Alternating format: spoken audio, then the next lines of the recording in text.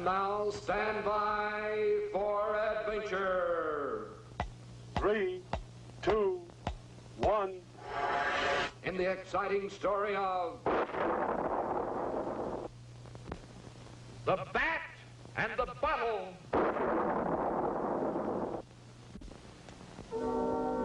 Colonel Bleep and the High Command review the grim reports once more. 4 flying saucers from Venus lost in collision with a giant space bird. 6 Martian cruisers wrecked in a headlong plunge into a swirling sea of liquid air.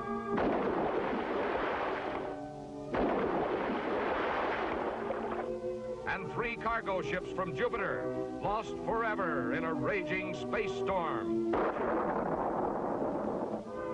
High Command agreed these terrible spaceflight accidents must be stopped. But how? Colonel Bleep proposes a daring plan. With a giant, specially equipped rocket ship of his own design, Bleep insists he can survey the many hazards of the universe and produce a map. A space map, which would accurately chart the location of every danger zone in the galaxy. And so, Bleep, Squeek, and Scratch proceed at once to the planet Robot Land. Only the skilled robot engineers of this strange mechanical world are capable of constructing the great rocket ship Travel Lab. Now in Factory City, as the master robot, Romex, guides the movements of his robot workers, the great rocket begins to take shape on the busy assembly line.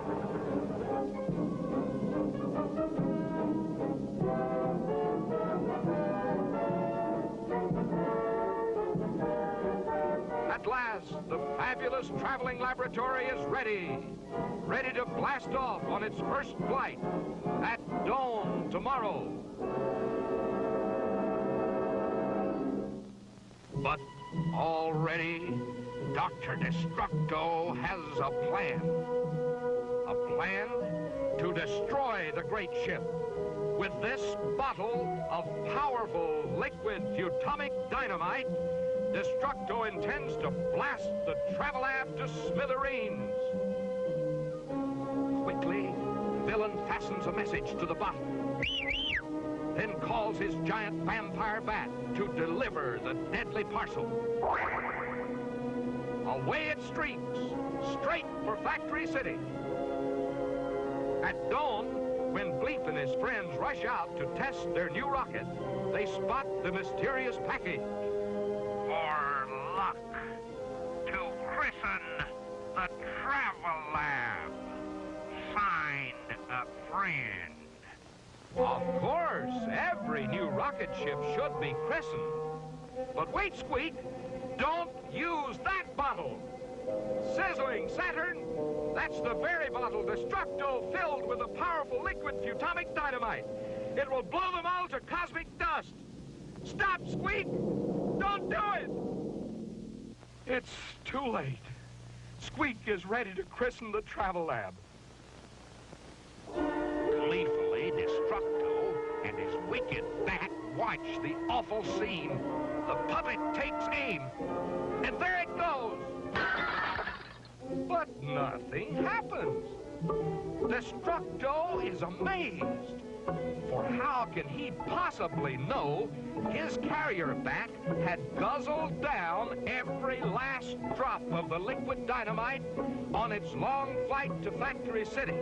Or that the beast standing beside him now is filled with the deadly explosive? But the angry Destructo isn't waiting for explanations.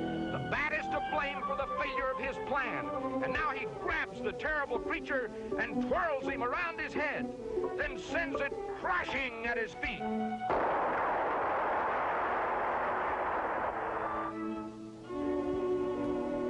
Yes, the Travel Lab rocket was saved.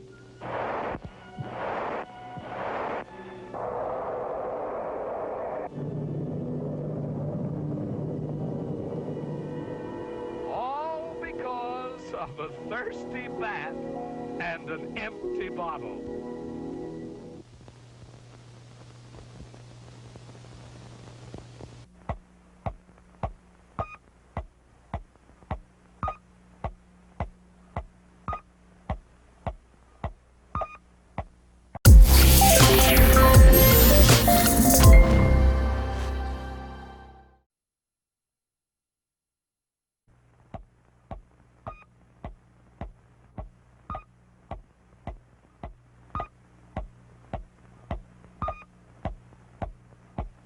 And now, stand by for adventure. 3, 2, 1. In the exciting story of Colonel Bleep's arrival on Earth.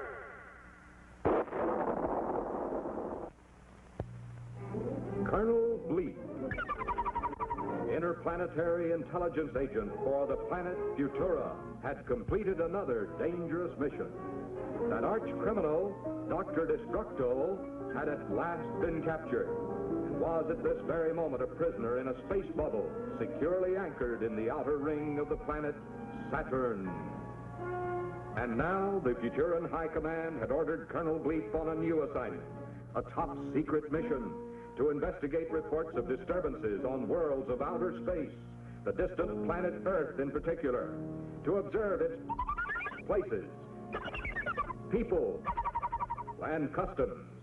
It was therefore only a few days later that the giant telescope at Mount Palomar Observatory first gave news to people of Earth of Colonel Bleep's approach. The powerful lenses focused on this curious visitor from the outer world as he flashed past the planets Uranus and Neptune, and then rapidly spanned the empty space towards our own planet, Earth. Actually, the people of Futura had only recently become interested in Earth. To Futurans, the Earth was only a small planet revolving around a minor sun of the Milky Way galaxy, and hardly worth investigation under ordinary circumstances. However, on July 16, 1945, they had observed what appeared to be an atomic explosion on the Earth planet. As time went on, Futuran Futonic radar scopes recorded an increase in the number and fury of these explosions. And in the Earth's stratosphere, even the rocket trails of guided missiles were observed. To Futurans, these were signs of trouble. Trouble in space, and trouble anywhere in space is the concern of the Futura Interplanetary High Command. And so Colonel Bleep has arrived. And the exciting adventures of his new secret mission are about to begin. With Colonel Bleep are two unusual companions to share his exciting adventures. First, there is Squeek, a happy-go-lucky boy of the present, very much like you, except that Squeek is a puppet and cannot speak a single word, because, as you all know, a puppet cannot talk for himself. But Squeek is filled with curiosity, as all boys are, and you all know the troubles curiosity can often bring about. Second, there is Scratch, an expert on the past, who, like other cavemen, should really have become extinct several thousand years ago. But Scratch fell asleep and slept right through the evolution of man and didn't wake up until that first atomic explosion blew him right out of the past and into the present. Scratch, like most cavemen, is sometimes a trifle slow at catching on. But when danger threatens, Bleep and Squeek can depend on quick action from Scratch and his trusty club, as they shall see. So here they are, three very strange companions. Colonel Bleep of the future, Squeek of the present, and Scratch of the distant past. Together they travel up, down, backwards or forwards, in distance or in time. Together they face danger and death as they fight to maintain right and justice throughout the vast galaxies of the world.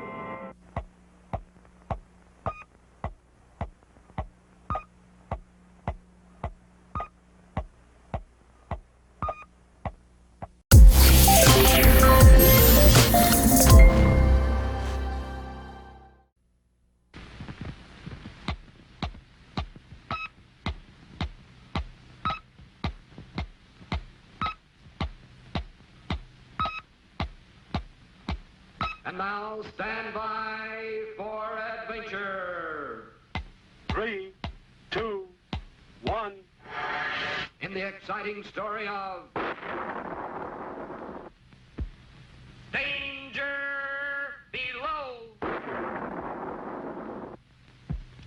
Far out in space, on a tiny ocean-covered planet, lies the lily-pad kingdom of Aqualand. Here, in this beautiful watery world, live the friendly frogmen, curious inhabitants of this curious land. And far below, in the hidden coves of the ocean floor, these little fellows gather the most priceless gems of the galaxies. For only here, in the secret treasure beds of the frogmen, can be found the precious, giant pearls of Aqualand. But no longer is the secret of these rich pearl beds known only to the frogmen. For suddenly, a monstrous shadow looms into view. In sheer terror, the frogmen flee, for this is Octo the Terrible, the blackest, meanest octopus in the sea. Helplessly, the divers watch as this wicked creature carries off load after load of their precious pearls. And so it is that Colonel Bleep, Squeek, and Scratch streak to the aid of the frogmen, arriving just in time to see the thieving culprit scurry off with the last of the gleaming gems. Following closely, the spaceman and his deputies watch amazed as the monster pours the stolen treasure into the hatch of a waiting submarine. Through a porthole of the sub stare the greedy eyes of Doctor Destructo, the mastermind behind this wicked scheme. Little Squeak tosses his lasso with perfect aim and quickly ropes the terrible Octo out of action. But the evil Destructo has already zeroed in on Colonel Bleep. Fire! One! With a mighty roar, a giant torpedo thunders straight for the Colonel. Too late! The spaceman learns his water-soaked atomic energy supply is useless now. Is this the end for Colonel Bleep? How can he possibly escape this terrible fate? But wait! With a mighty leap, Scratch lands astride the deadly missile. In the nick of time, he pulls the rudder, missing the spaceman by only inches. Destructo, now in full retreat, crashes to the surface. But there is no escape.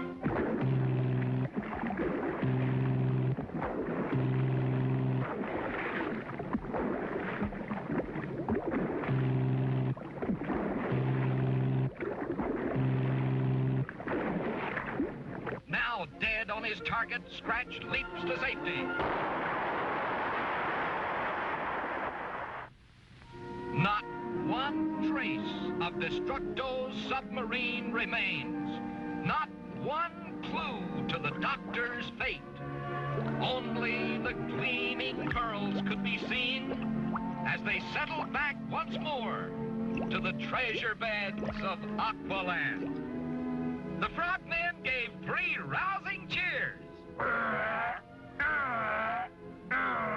For they had witnessed proof indeed that a man's evil deeds, like a boomerang, have a way of coming back to him.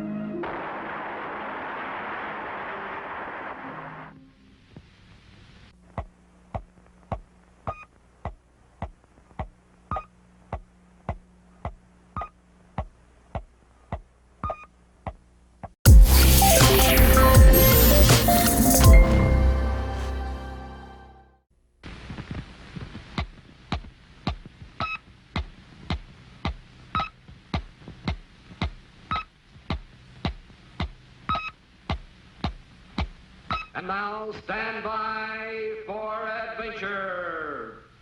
3, 2, 1. In the exciting story of Dangerous Holiday. According to Colonel Bleep, the planets of the universe are filled with exciting sights to see. Squeek and Scratch had already visited such unusual places as Aqualand, the watery world of the curious frogmen,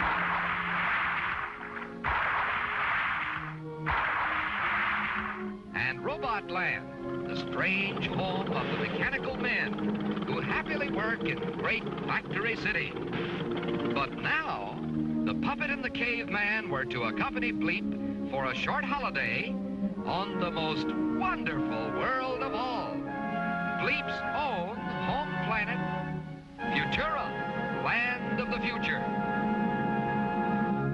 Of course, Squeek and Scratch were expecting to have the time of their lives on such an exciting journey.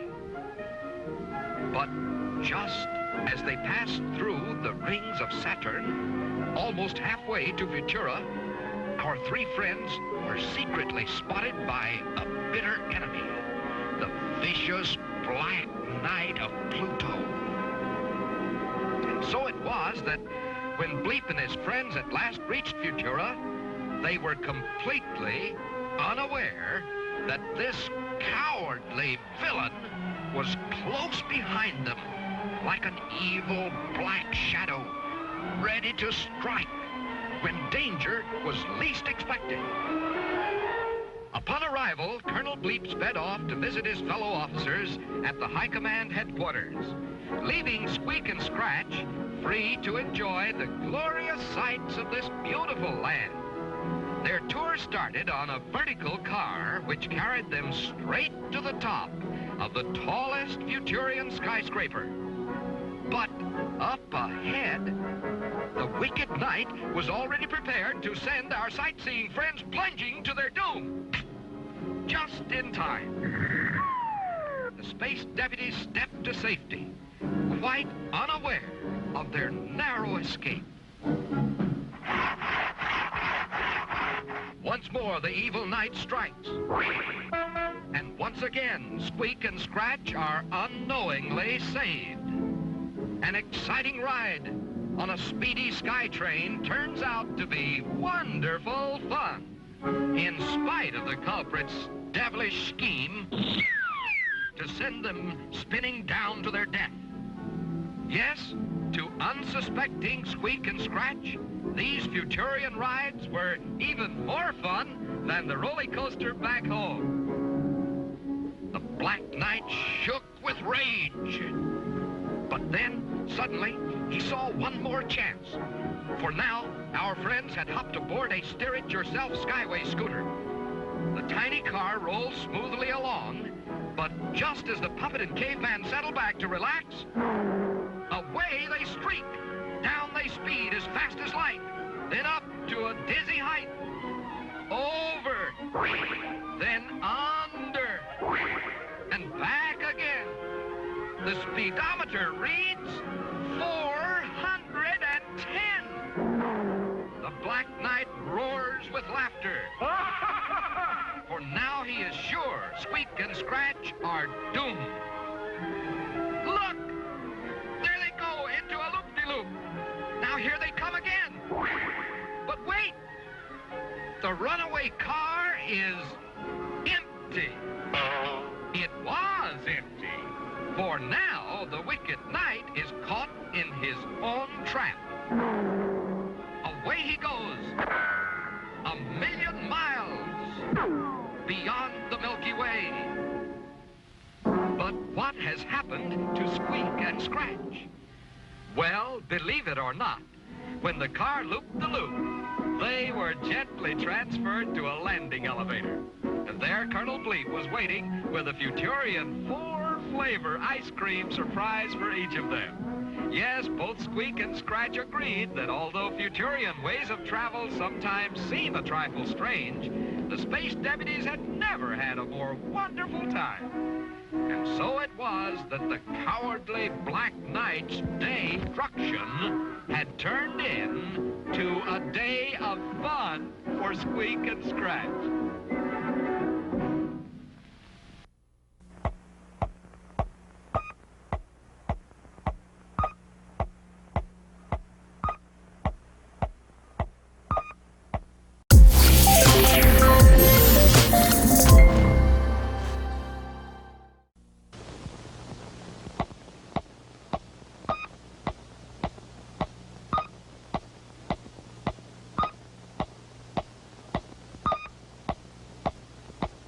And now stand by for adventure.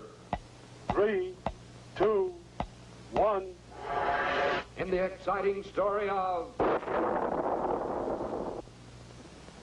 the Evil Eye. The Wonder Rocket Travel Lab slows to a gentle stop.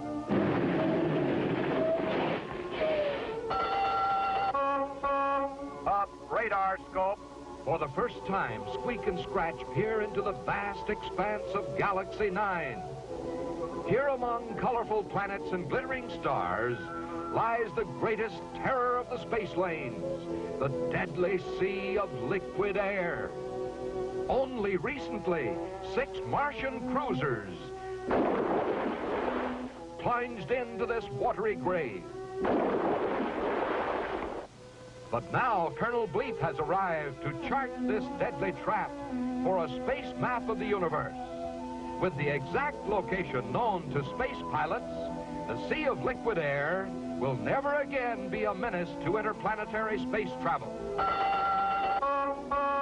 Down radar scope. Proceed on course.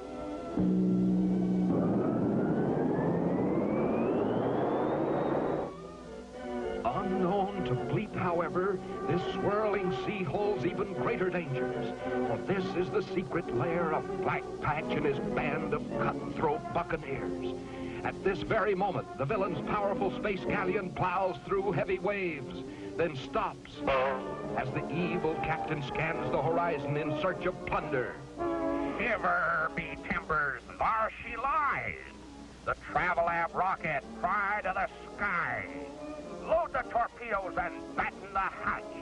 We'll make her a coffin for Bleep, Squeak, and Scratch.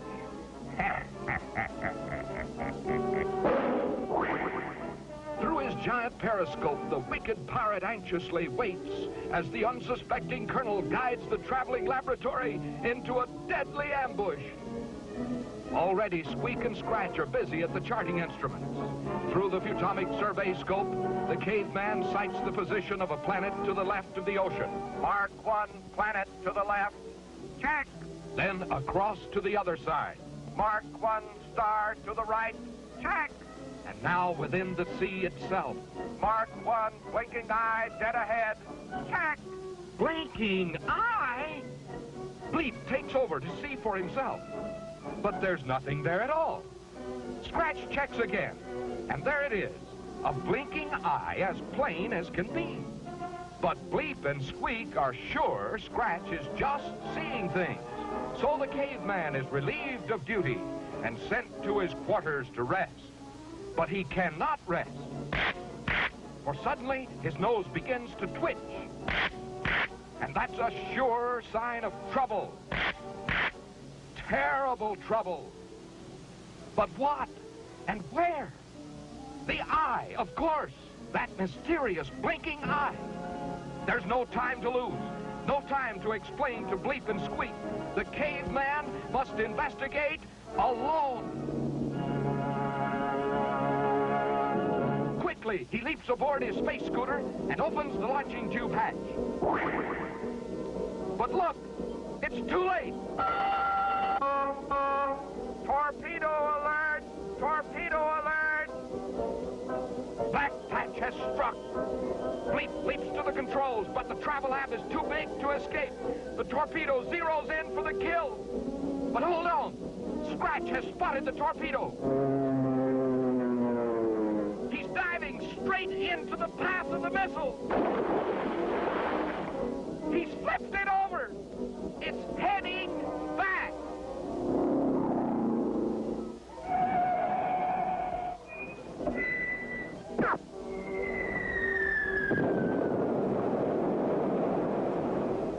Bullseye! Yes, thanks to Scratch, the Travel Lab is saved. And now Bleep and Squeak know there really is a blinking eye. Or at least there was.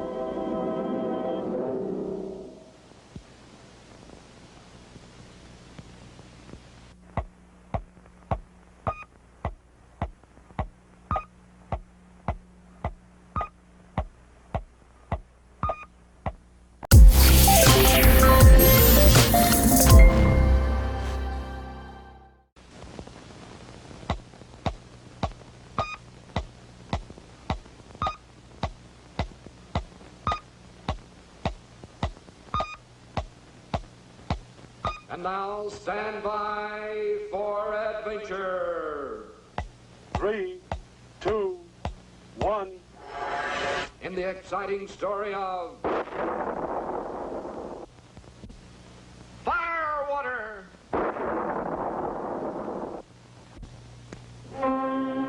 Far out in space, 3 cargo ships from Jupiter wing their way to a distant galaxy. Suddenly, passing the volcanic world of Thor, they're caught in a violent eruption. The ships are gone without a trace. The terrible space storms of Thor have struck again. But now, in the Wonder Rocket Travel Lab, Colonel Bleep, Squeak, and Scratch are on their way to survey and chart the exact position of this treacherous planet on a map. A space map for safer space travel. On his visoscreen, the Colonel briefs his crew. Immediately following the next eruption, the Travel Lab will zoom in on Thor. A spray of water from the forward guns will protect the ship from the planet's blazing heat as they make a low-altitude run to survey Thor's exact position. But they must speed off to safety before the next space storm erupts. Unknown to Bleep and his crew, however, the wicked Doctor Destructo is already at work on a treacherous plot to send the Travel Lab to a fiery doom. If this culprit has his way, the spray guns on the Colonel's rocket will not be filled with water at all, but with highly inflammable rocket fuel. They will all be lost in a blazing inferno. Now back aboard the Travel Lab, Bleep spots an approaching space tanker. According to plan, the traveling laboratory will take on the water supply for its spray guns in a mid-space cargo transfer from such a craft. But Bleep is unaware that this spaceship is not the water-carrying tanker. No, indeed. This cargo ship is filled to the brim with highly inflammable rocket fuel, and the pilot is the evil Doctor Destructo himself. Prepare for contact, Travel Lab. Sizzling satellites? This is terrible. Scratch is opening the intake valve on the reservoir tanks. In seconds, they'll be filled with explosive rocket fuel. Don't turn that nozzle, Scratch! Don't do it! Stop! Stop! It's too late. He's turning it on. But wait, what's he doing now? Great galaxies, he's filling his drinking cup first. Oh, oh, oh. That's not water. Scratch knows something is terribly wrong. Quickly, the caveman ties a knot in the end of the snorkel hose. Now, as Destructo pumps the explosive fuel through the hose, it's trapped inside. bigger and bigger the hole swells until inside the tanker, Destructo sneers with glee. The gauge of his cargo tank reads empty. The villain is sure the deadly load has been transferred to the travel lab. So away he speeds. But the spaceman and his deputies have the last laugh this time. Now Squeak takes careful aim. Scratch loads the forward launching tube. Destructo's plan has gone wrong. And you can be sure he's pretty burned up about it. Ready? Aim! Fire! Prepare for contact, Doctor.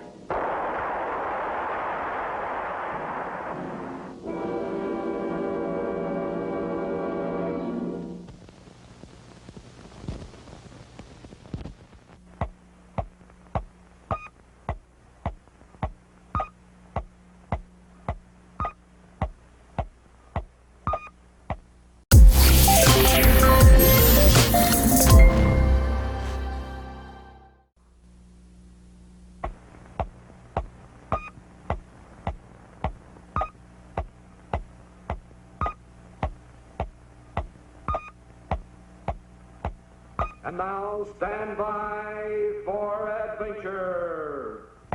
3, 2, 1. In the exciting story of The fire bomb!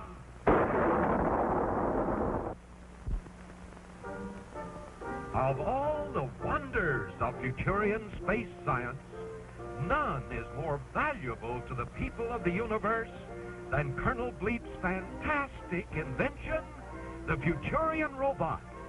One by one, these mechanical marvels have been skillfully trained to master every important duty of modern space life. The Master Robot Guidex is in full command of busy Space Station X1. Control Robot Synchro guides all traffic through the Milky Way Turnpike. Special mechanical engineers man all interplanetary transportation craft, from roaring space trains to small but speedy skyway cars. Step aboard, please.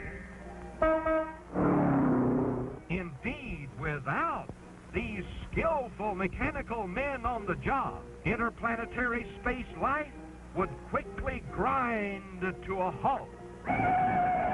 But there is no need to worry about that, for there is enough high-precision Robolube in the great Futurian oil well to keep every robot running on perfect schedule forever. Fill me up, please.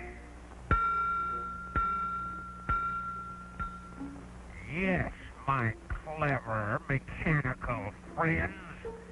Fill up while you can, for at midnight you shall be dry. First, I shall empty your tanks. Then this powerful fire bomb is set to explode at 12 to destroy your life-giving oil wells. Up, Grizzo! There's work to be done. Sizzling Saturn, Doctor Destructo and his pet gorilla are off to empty the oil tanks and set fire to the Robolube oil well.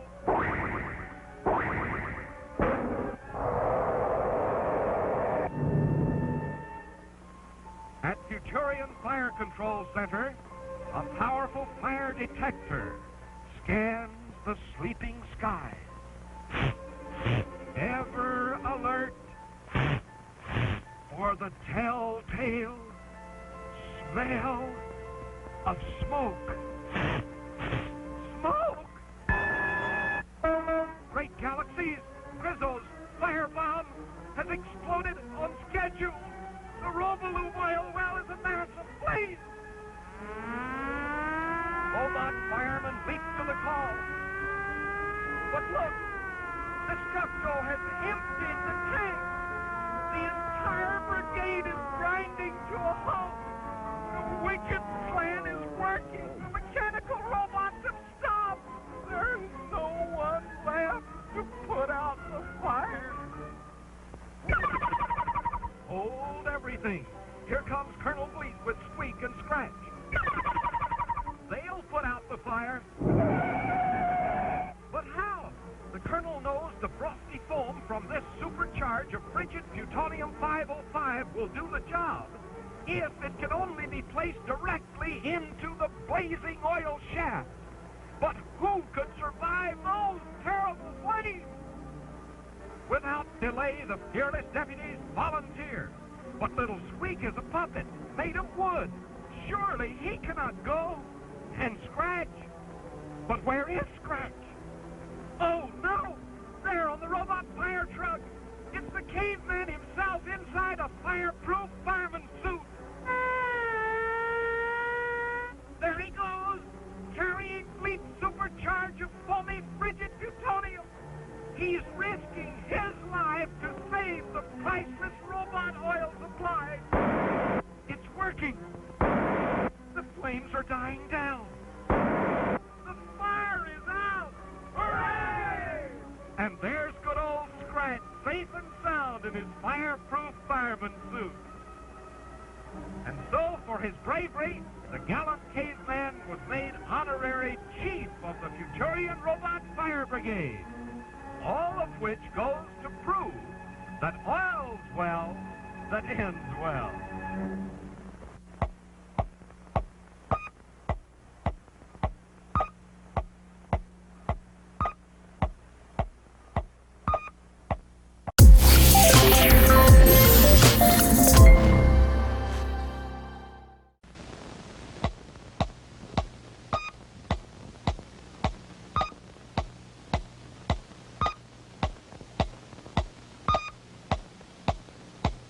And now stand by for adventure. 3, 2, 1. In the exciting story of The Hypnotic Helmets!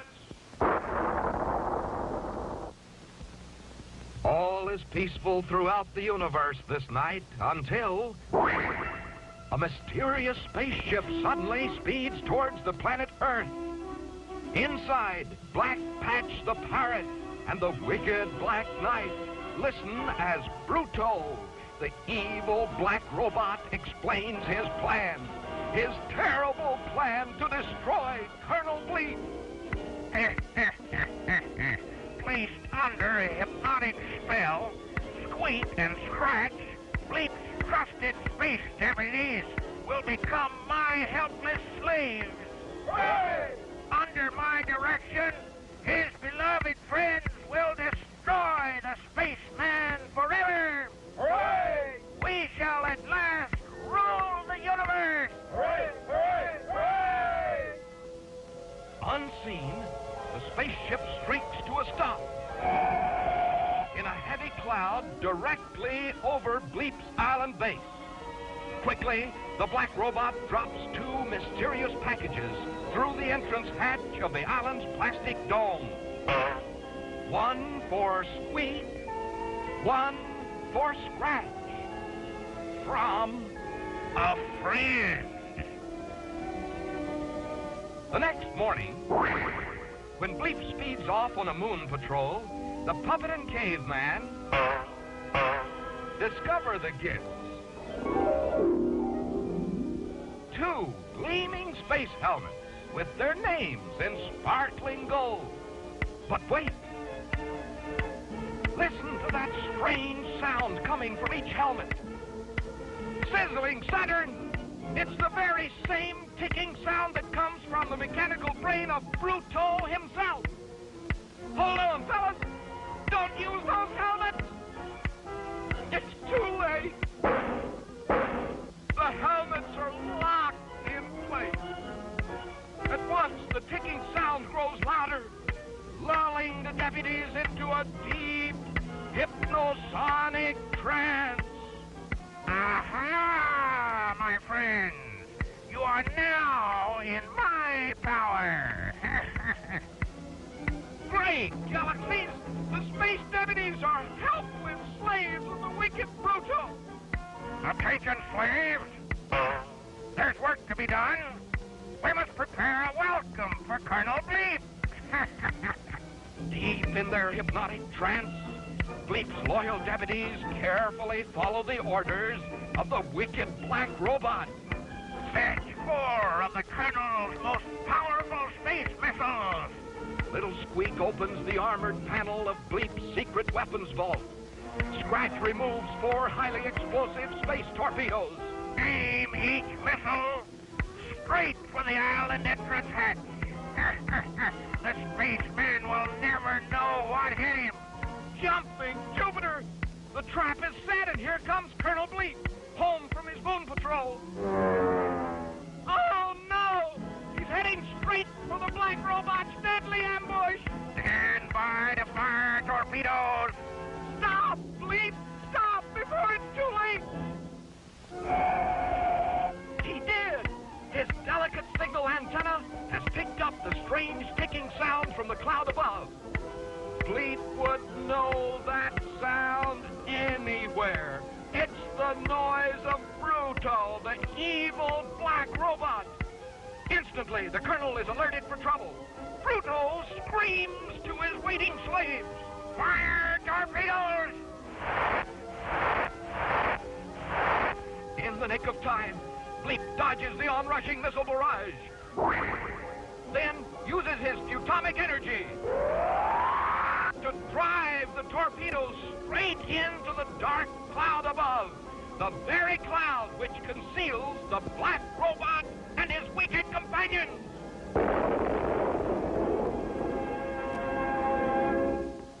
And so, Bruto's hypnosonic power over Squeak and Scratch was broken.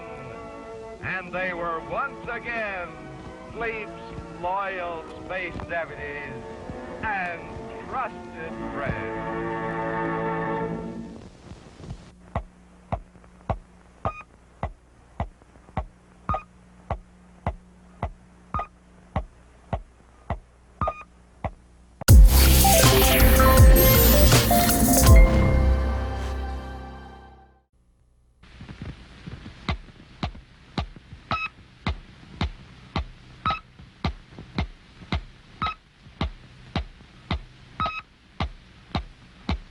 And now, stand by for adventure. 3, 2, 1. In the exciting story of The ingenious invention.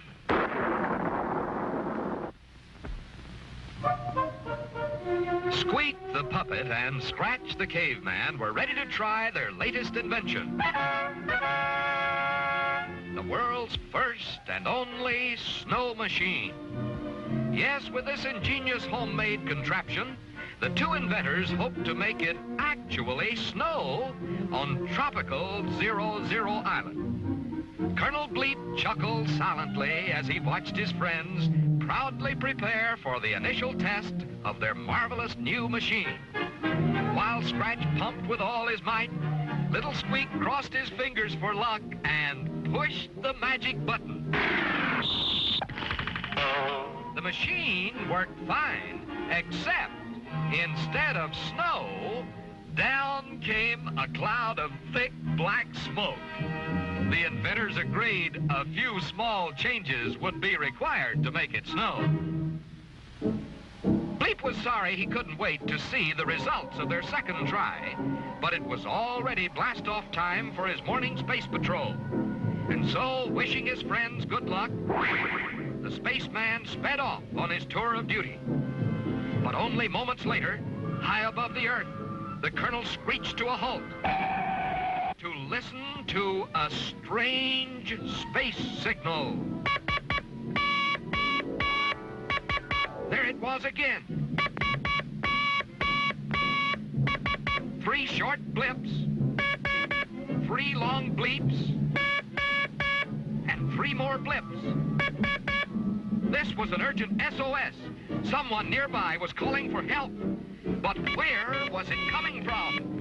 And who could it be? Then Bleep spotted a ball-like object racing through space at tremendous speed. This was another test satellite from the planet Earth. And someone or something was calling for help from inside this man-made moon. Meanwhile, back on 00 Island, Squeek and Scratch continued to test their homemade snow machine. Down came a thundering torrent of rain.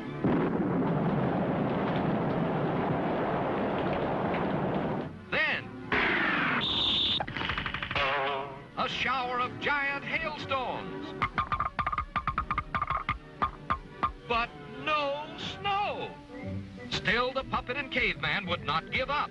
And in desperation, Scratch tossed a box of soap flakes into the contraption. For after all, to a caveman, soap flakes and snowflakes sound and look very much alike.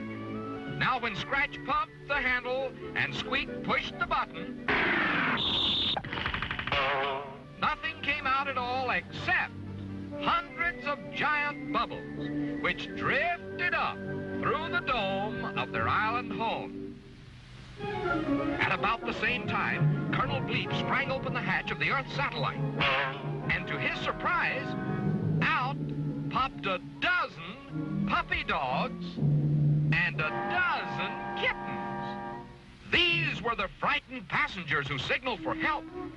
For unless Bleep could save them, they were doomed to spend the rest of their lives speeding through space. But how could the spaceman possibly get so many dogs and cats safely back to Earth? Then Bleep saw them. Dozens of beautiful floating bubbles from the snow machine. Here was a chance not only to save the animals, but to play a wonderful trick on the great inventors. Quickly, the spaceman popped the dogs and cats into the huge bubbles, which, like Bleep's own space helmet, would protect them on the journey back to Earth. And so it was that Squeak and Scratch were amazed to see the bubbles floating back to 00 Island, each carrying a tiny pup or kitten inside. Yes, this was a great day for the inventors. For although the snow machine did not make it snow, it did make it rain cats and dogs.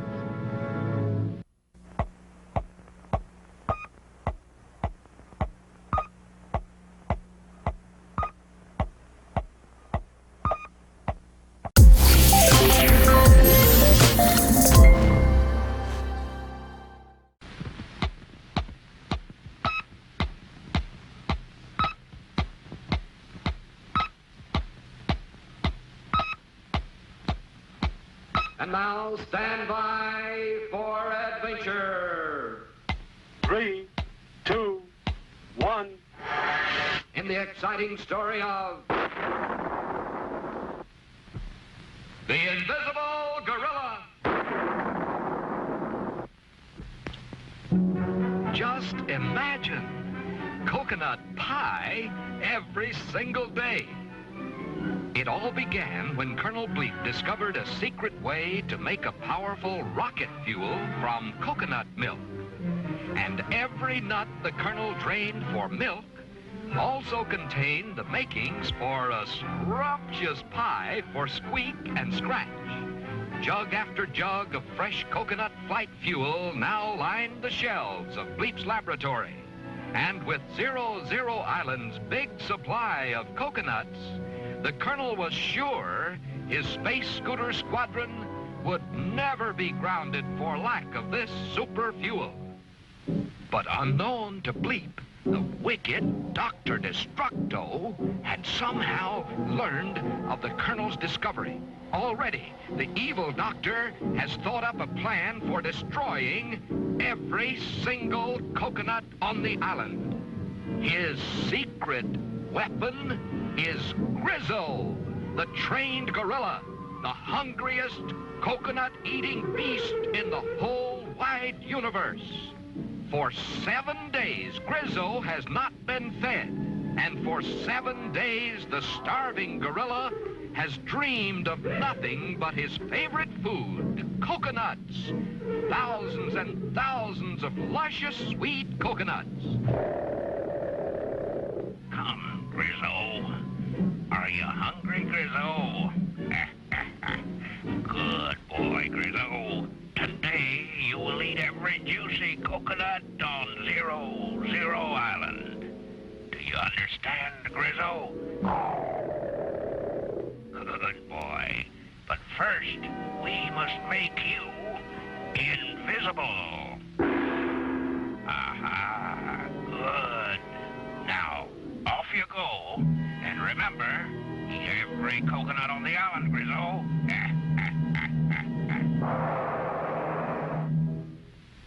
The next morning, there was serious trouble on Bleep's island base. Poor Scratch had found only one coconut in the whole jungle. This meant an end to Bleep's rocket fuel discovery. And even worse, to Squeek and Scratch, it meant no more of those luscious coconut pies. With great care, Bleep drained each precious drop of milk from the last remaining coconut and quickly processed it into rocket fuel. With equal care, the puppet prepared their last coconut pie. But in a flash, the pie was gone, leaving a bewildered Scratch holding the empty plate. Sure that the caveman had greedily eaten the whole pie himself, the Colonel ordered Scratch to sit in the corner and not move until the clock chimes 2. While the obedient Scratch sat perfectly still, serving out his punishment, Bleep and Squeek were unaware that an invisible gorilla was the real thief. Then Grizzle struck again. Still, the caveman sat in motionless silence, faithfully following Bleep's unfortunate command.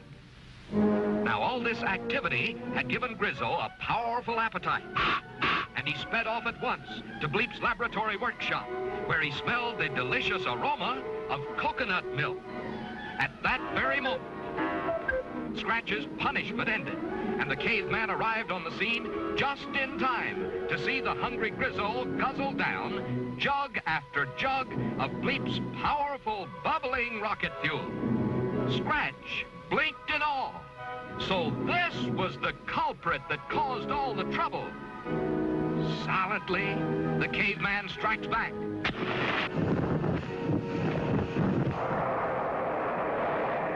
Sending Grizzle and his explosive payload straight as a flaming arrow back to his wicked master. Yes, Scratch has saved the day. So, for faithful obedience and heroic service, Bleep promised him a reward. And what prize do you think the caveman chose? Why, a delicious coconut pie, of course.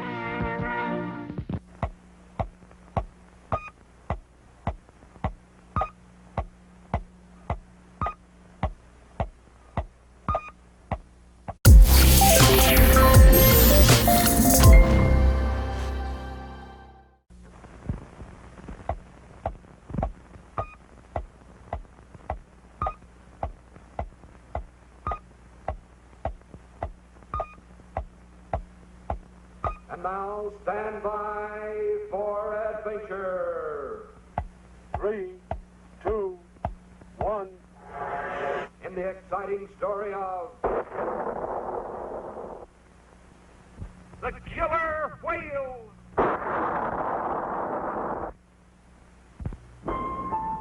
Far out in space, on an ocean-covered planet of Galaxy 9, lies the lily-pad kingdom of Aqualand. Here the friendly frogmen of this watery world dive deep to gather the gleaming giant pearls found only on Aqualand's ocean floor. But suddenly, an evil shadow looms into view. Sizzling Saturn! It's Colossal, the giant killer whale. The terrified divers flee for their very lives. With the monster's gaping jaws only inches away, Colossal is certain to catch them soon and win. An urgent SOS beams out from terror-stricken Aqualand, but can help arrive in time. Back on Earth, Colonel Bleep picks up the urgent call for help and flashes instructions to Squeek and Scratch in Cruiser 1. Attention, Cruiser 1. Monstrous killer whale threatens Aqualand. Pick up Moonlight Dive Bomber Squadron at Lunar Base 7. Launch all-out attack at once. Away they streak. Up ahead, the Moonlight pilots prepare their small but deadly diving craft inside the launching tube ring, and then await pickup by the cruiser. Stand by for pickup. 3, 2, 1. Contact. They're off to sink or swim in a fight to the finish with Colossal, dreaded terror of the deep. In only minutes, the cruiser arrives over the target on Aqualand. Away, all scooters!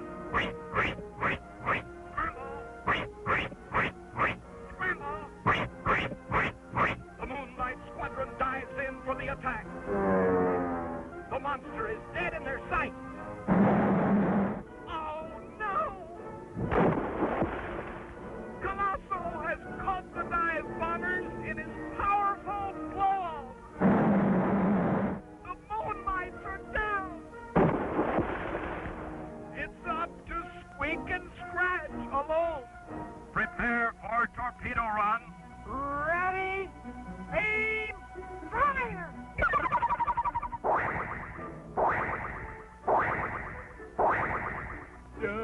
Torpedoes away!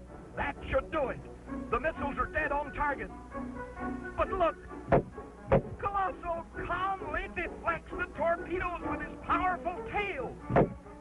Will nothing stop this awful beast? Look out, fellas! Here comes Colossal at full speed. He's going to ram the cruiser.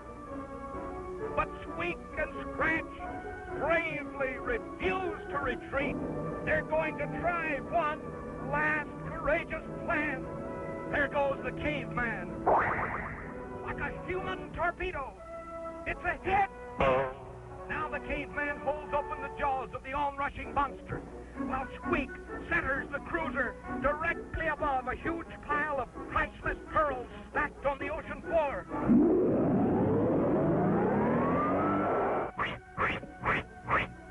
Up through the intake tube, the pearls go. And out through the launching tube, straight into Colossal's gaping mouth. It's working. The weight of the heavy pearls is slowing the whale down. The killer is helpless now. He's sinking to the bottom. The battle is over. Hooray! The frogmen are saved. The Moonlight pilots rescued. Hooray! Squeak and Scratch have won. Hooray! All of which goes to prove that a little man with a lot of courage can often defeat an enemy as big as a whale.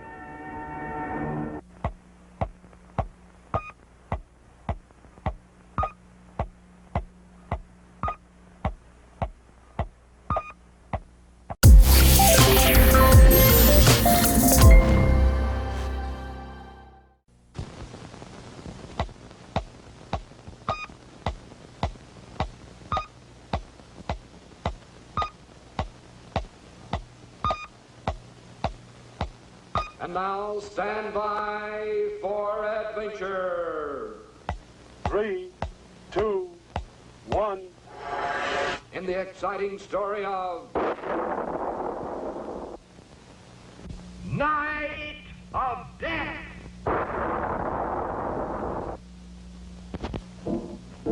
On a dark and stormy planet in outer space stands the tumble-down stronghold of the treacherous Black Knight of Pluto. Here the villain meets in secret session with Black Patch the space pirate and the sinister Black Robot.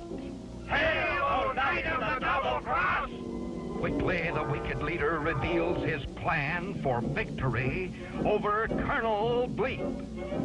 First, they will capture Squeek and Scratch, then trick the spaceman into exhausting his precious supply of powerful futomic energy. Colonel Bleep will then be like putty in my hand. Hooray! Victory will be ours. Hooray! Together we shall rule the world. Hail! Hail! Hail! Hours later, space deputies Squeek and Scratch streak over Pluto on their midday space patrol. Attention, space deputies. A fire-breathing dragon has kidnapped the beautiful Princess of Pluto. Begin rescue search immediately. Hold everything! Look, there below, those puffs of smoke. Could that cave be the lair of the wicked dragon? Help! Help! Save me! Save me! It is! The deputies plunge to the rescue. Help! Help! Help! Help! Sizzling Saturn! That's not the beautiful princess! That's no dragon either! Stop, fellas! It's a deadly ambush!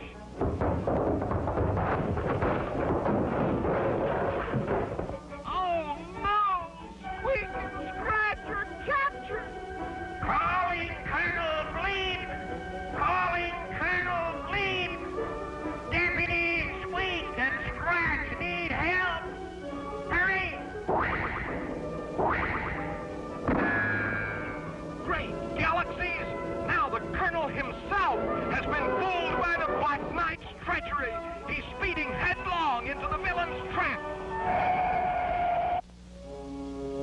But Colonel Bleep sees only Squeak's crumpled cowboy hat, Scratch's splintered club, and the monstrous sleeping dragon, which has obviously gulped down the Colonel's beloved deputies for lunch.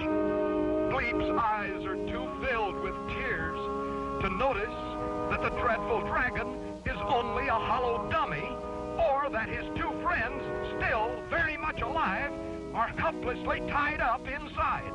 Suddenly, the Colonel's sorrow turns to anger. No fire-breathing monster can eat his loyal deputies.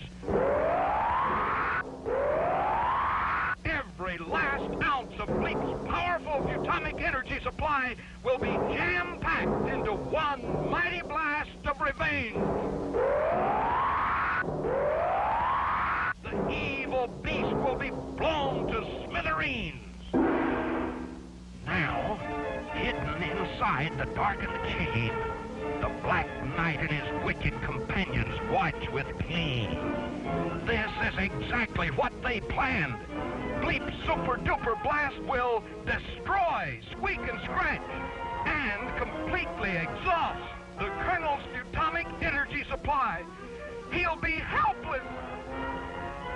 But look, those puffs of smoke from the dummy dragon. They're forming the SOS signal in dot-dash code. Squeak and Scratch are signaling the Colonel just in time. Now Bleep whirls about and sends the shattering blast deep inside the cave.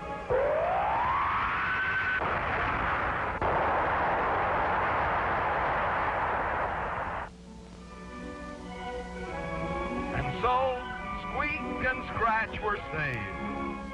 And the evil Black Knight and his partners in crime learned that not even a fire-breathing monster can compare with Colonel Bleep's powerful Buchanan energy.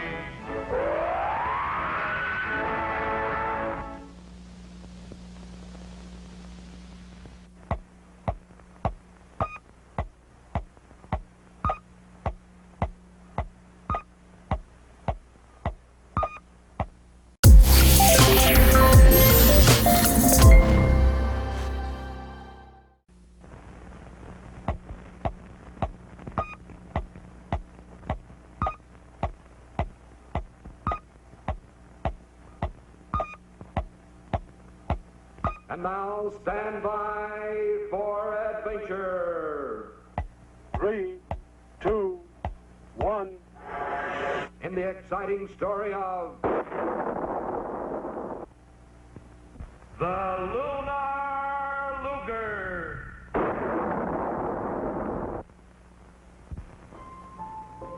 It's midnight on 00 Island. One by one, the lights in Scratch's cave, Squeak's cozy cottage, and Colonel Bleep's secret laboratory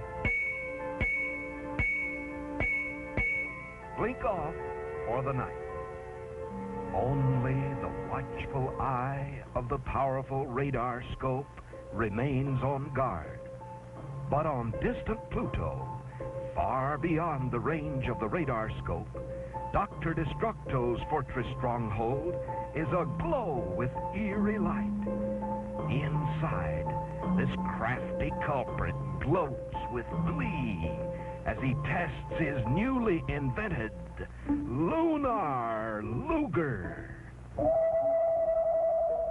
Destructo is sure his super weapon, with its forceful ray of condensed moon power, will prove more than a match for Bleep's mighty Futonic energy. At last, I have harnessed the power of the moon.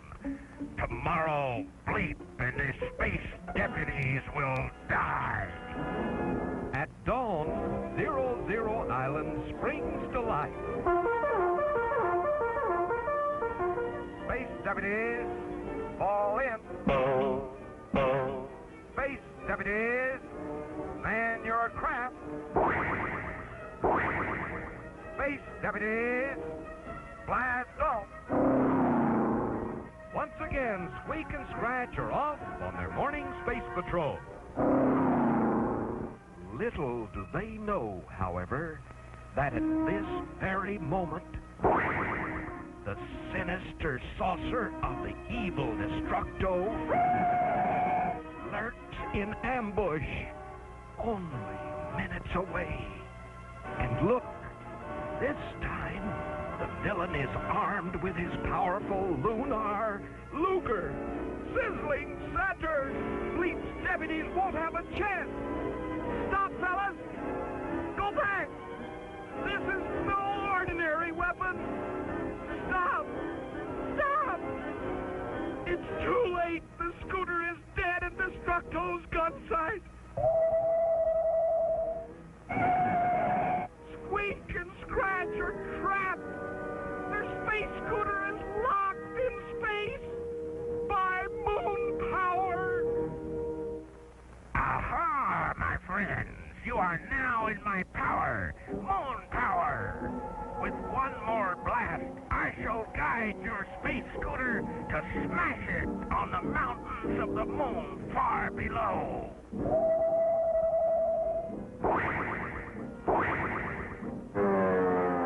Unknown to the villain, however, while he bragged of his super weapon, little Squeak had switched on the spaceophone and Colonel Bleep heard every word. You are in my power. Moon power.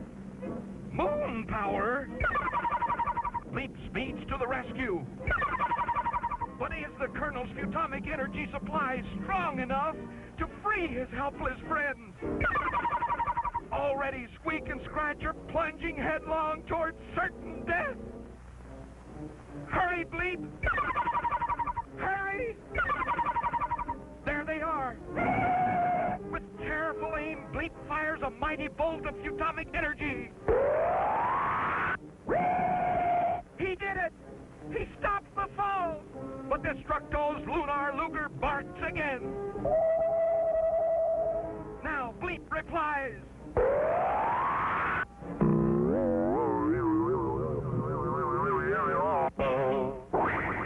They're free! Photomic energy has won again! Hooray! But Colonel Bleep knows that war with Destructo must go on. Must go on. Until this master criminal and his deadly lunar Luger are destroyed forever.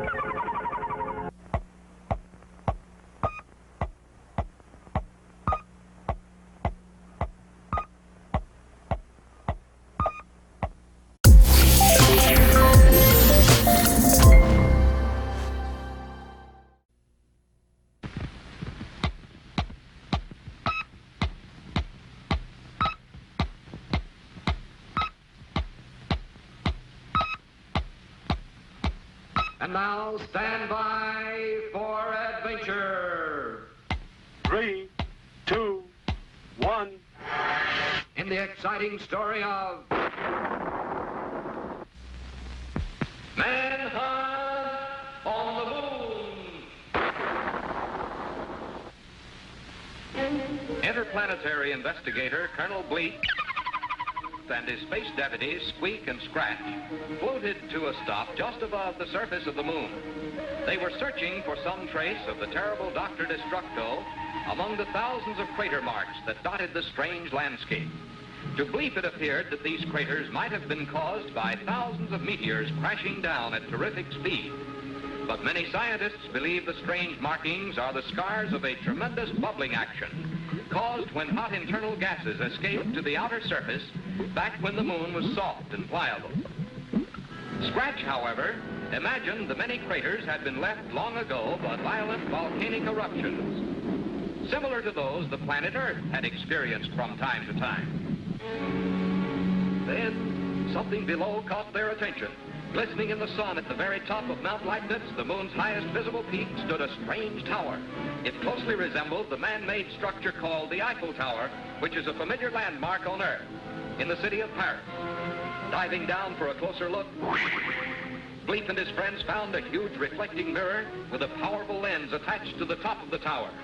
This had been the moon power device used by Doctor Destructo not long ago to guide the runaway rocket straight down toward 00 Island. While Bleep and Squeak searched for clues, Scratch peered through the powerful lens for a telescopic view of the Earth beyond. But as he looked, he froze with horror. For there, with one foot on South America and the other on South Africa, stood a tremendous black giant. Actually, it was only a highly magnified shadow of the caveman himself, projected nearly 250,000 miles through space by the light of the moon. But the sight was so terrifying, the frightened Scratch fell over backwards and tumbled down to almost certain death on the rocks below. Squeak looked up just in time to see his helpless companion falling straight down upon the puppet himself. Squeak couldn't move or even call for help. He could only cover his eyes and wait for the bone-splintering crash. He waited for the end, and waited, and waited, but nothing happened. Then, Squeak opened his eyes just as Scratch gently floated into his arms. For you see, the gravity pull of the moon is only 1/6 as great as Earth, so Scratch almost floated down that great distance like a feather to land unharmed in the arms of little Squeak. Suddenly, Bleep urgently signaled his companions. He had found still another clue. At the base of the tower was a scrap of notebook paper covered with the hasty scrawls of Doctor Destructo's own hand. To the others, it was only a jumble of strange symbols. But to Bleep, this was a flight plan, Destructo's own flight plan. And it told the Colonel exactly where this master culprit had gone. It would take courage to follow Destructo now, for Bleep knew this place, knew it too well, and he was sure that fantastic terrors would be waiting out there.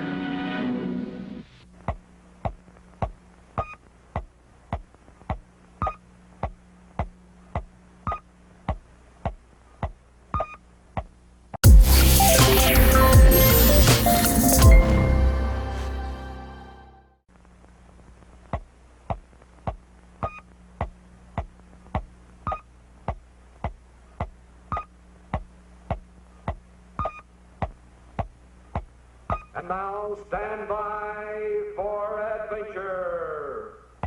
3, 2, 1. In the exciting story of The Pirate Plot.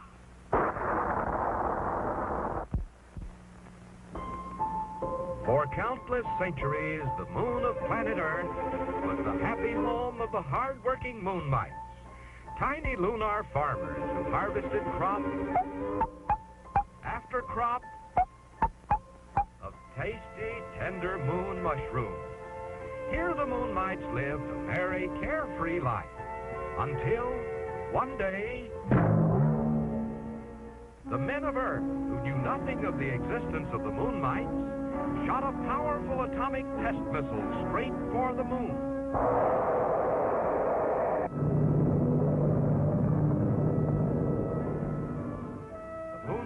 Faced sure destruction, but just in time.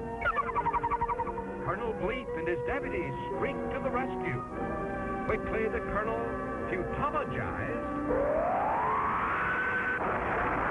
a stack of mushrooms. Then Deputy Squeek tossed the tiny moon mites aboard.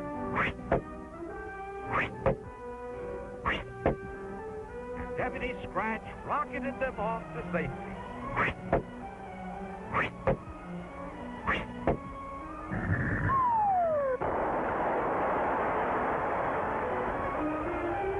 But now, the moon mites are without a home. So Colonel Bleep has been assigned to escort the little creatures to a place far beyond the reach of Earthmen's deadly rockets. Little does the Colonel know, however, that even greater danger lies ahead.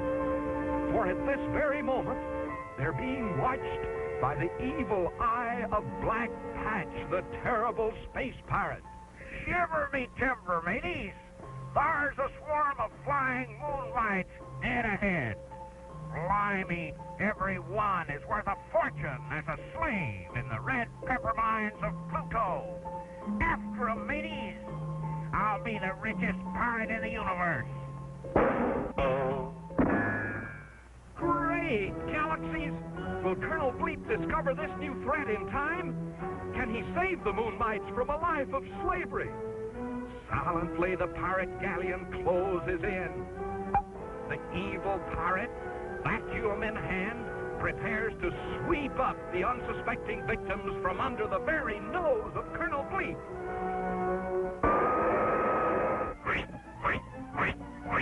This is terrible! Black Patch is bleeding out. Can nothing stop this awful plunder? Sizzling Saturn, Squeek and Scratch have been sucked into the trap too. They're all prisoners in the brig of the space galleon.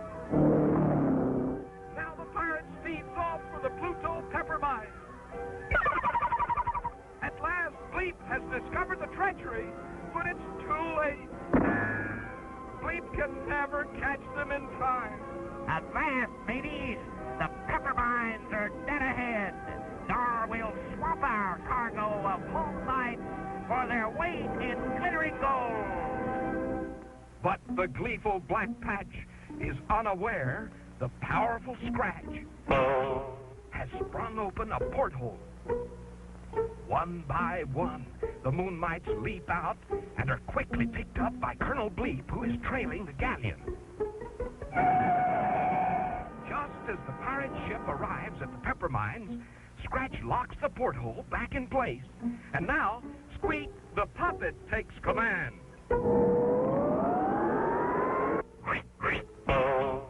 Black Patch and his bloodthirsty crew are prisoners in their own trap. Now, see here, mateys. Have a heart. Old Black Patch was a meaning no harm. It was all a joke, just to spice up a pirate's dismal, dreary day. Honest, mateys. Okay, Black Patch. If it's spice you want, then try a dash of pepper.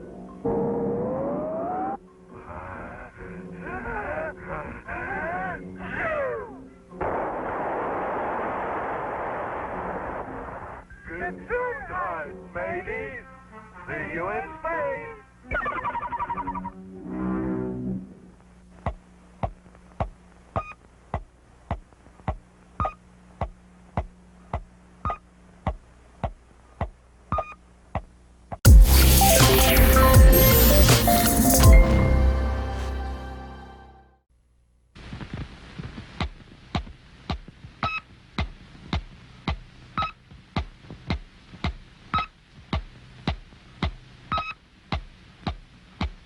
And now stand by for adventure. 3, 2, 1. In the exciting story of the prehistoric present.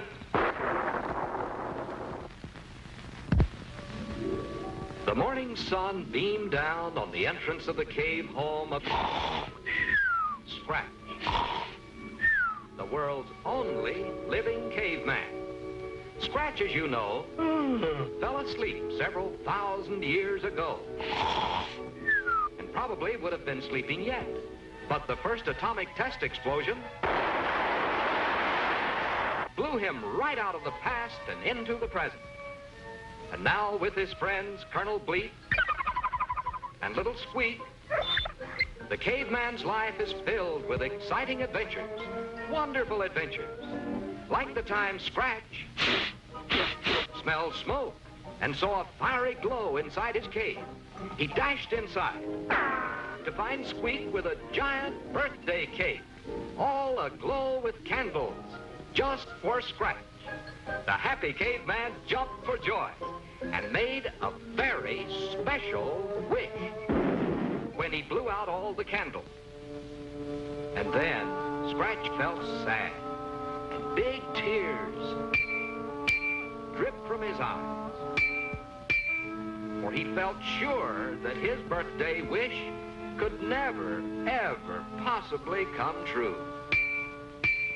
For Scratch had wished to return once again to his prehistoric past, to play again with Dimples, his lovable pet dinosaur. Yes, Scratch missed Dimples very much, and now he would never see her again. But to Colonel Bleep, nothing seems impossible, and so the spaceman's birthday gift to Scratch was a golden key. The key to Scratch's wish come true, for this was the key that operated Colonel Bleep's Atomic Time Transformer, that fantastic invention which made it possible to transport anything or anybody anywhere in time or space. Quickly, the caveman hopped aboard, and Bleep adjusted the time controls to allow Scratch to visit for 1 hour with Dimples back thousands of years in the past. Squeak turned the golden key as Scratch waved farewell. Then the whole contraption suddenly vanished as it raced backwards, carrying the caveman through time. Then suddenly, there he was, back home again with Mama Scratch Papa Scratch and Dimples. Dear old Dimples, Scratch's pet dinosaur.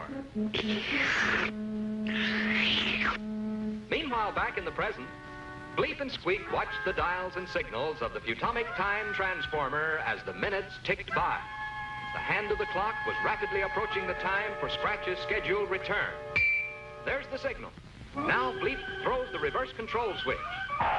But Scratch is having such a wonderful time, he forgets to climb aboard, and the machine returns empty. Quickly, the Colonel sends it racing back. And again it returns. But this time with Dimples. Now Bleep is worried, for only enough Futonic power remains in the machine for one more try. Scratch must come back this time, or he will be left forever in the past. Once again, Bleep throws the switch. And just in time, Scratch jumps aboard the Futonic transport, and now he's really on his way back. But wait, the power's beginning to fade, and the years are clicking off slower and slower, until finally, the machine stops dead, somewhere in the past century. Poor Scratch is stuck back in the 1800s. Now he'll never get back. But wait, what's that strange noise? And that, it's getting louder and louder, closer and closer. But what can it be? Why, it's Scratch, riding back from the 19th century in an early automobile, towing the rundown Futonic Time Transformer behind him. And so Scratch had a wonderful birthday. And now he's back with his friends again. You can just bet that no one else in the whole wide world ever got a pet dinosaur for a present. Yes, it's fun to dream about the past, but for real fun, there's no time like the present.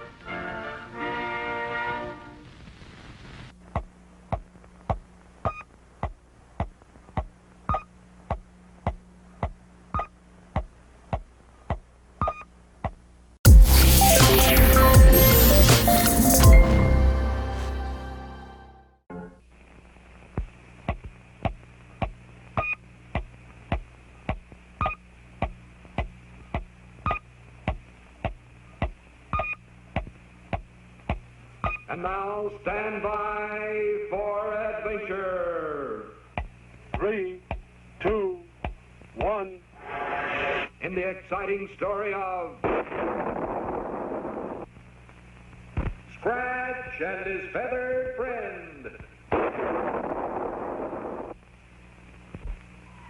Interplanetary space investigator Colonel Bleep and his deputies, Squeek and Scratch, roared with Futonic speed past the black planet Pluto, over and under the green planets Neptune and Uranus, through the glowing yellow rings of Saturn, and then screeched to a halt, directly over the 12th moon of Jupiter.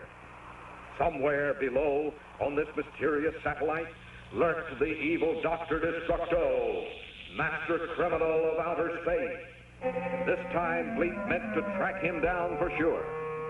To Scratch, the caveman, landing here was like stepping back into the dim past of his childhood, because this forgotten world was inhabited by the same prehistoric monsters which roamed the earth when Scratch was just a boy, back in the days of the dinosaurs. Anxiously, Bleep searched the horizon with his Futonic visoscanner and quickly spotted Destructo's hideaway, high on a rocky cliff beyond. At twilight, they would attack and capture the villain in his lair. Meanwhile, Squeak settled down on a cozy bed of soft green ferns to rest until 0 hour. And Scratch, remembering his childhood, went happily off in search of a tasty prehistoric egg, a luscious treat he had not enjoyed for several thousand years. The caveman was at home here, and no beast, regardless of size, ferociousness, or cunning, could frighten him or keep him from finding that egg.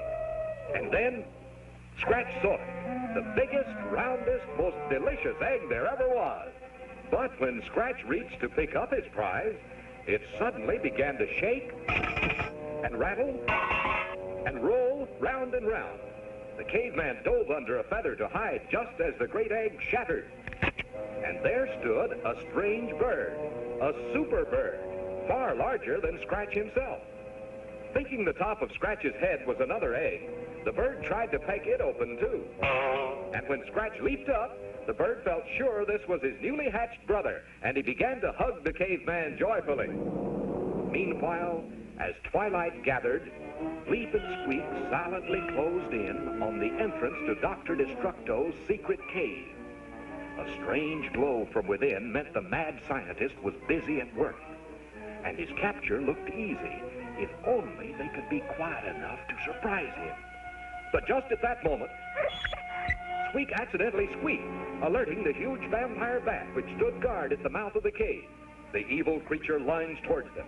At the same time, Bleep aimed a blast of futonic energy at the beast. But too late, he realized that the long trip to Jupiter's 12th moon had completely discharged his futonic storage batteries. Now, the great bat swooped upward, clutching the helpless pair. But Scratch, riding his prehistoric superbird, had also seen the bat, and in an instant, the huge bird, with the caveman at the controls, dived down towards the monster for a fight to the finish. Then a head-on crash sent the bat spinning down, straight towards the entrance of Destructo's hideout. While Bleep and Squeak floated to safety on two great feathers. Yes, Scratch and Superbird had saved the day, but there was no time now to check on the fate of Destructo, because Superbird was waiting to fly them back to the planet Futura, where a new supply of futonic energy and another exciting assignment would be waiting for Colonel Bleep of the Interplanetary Space Command.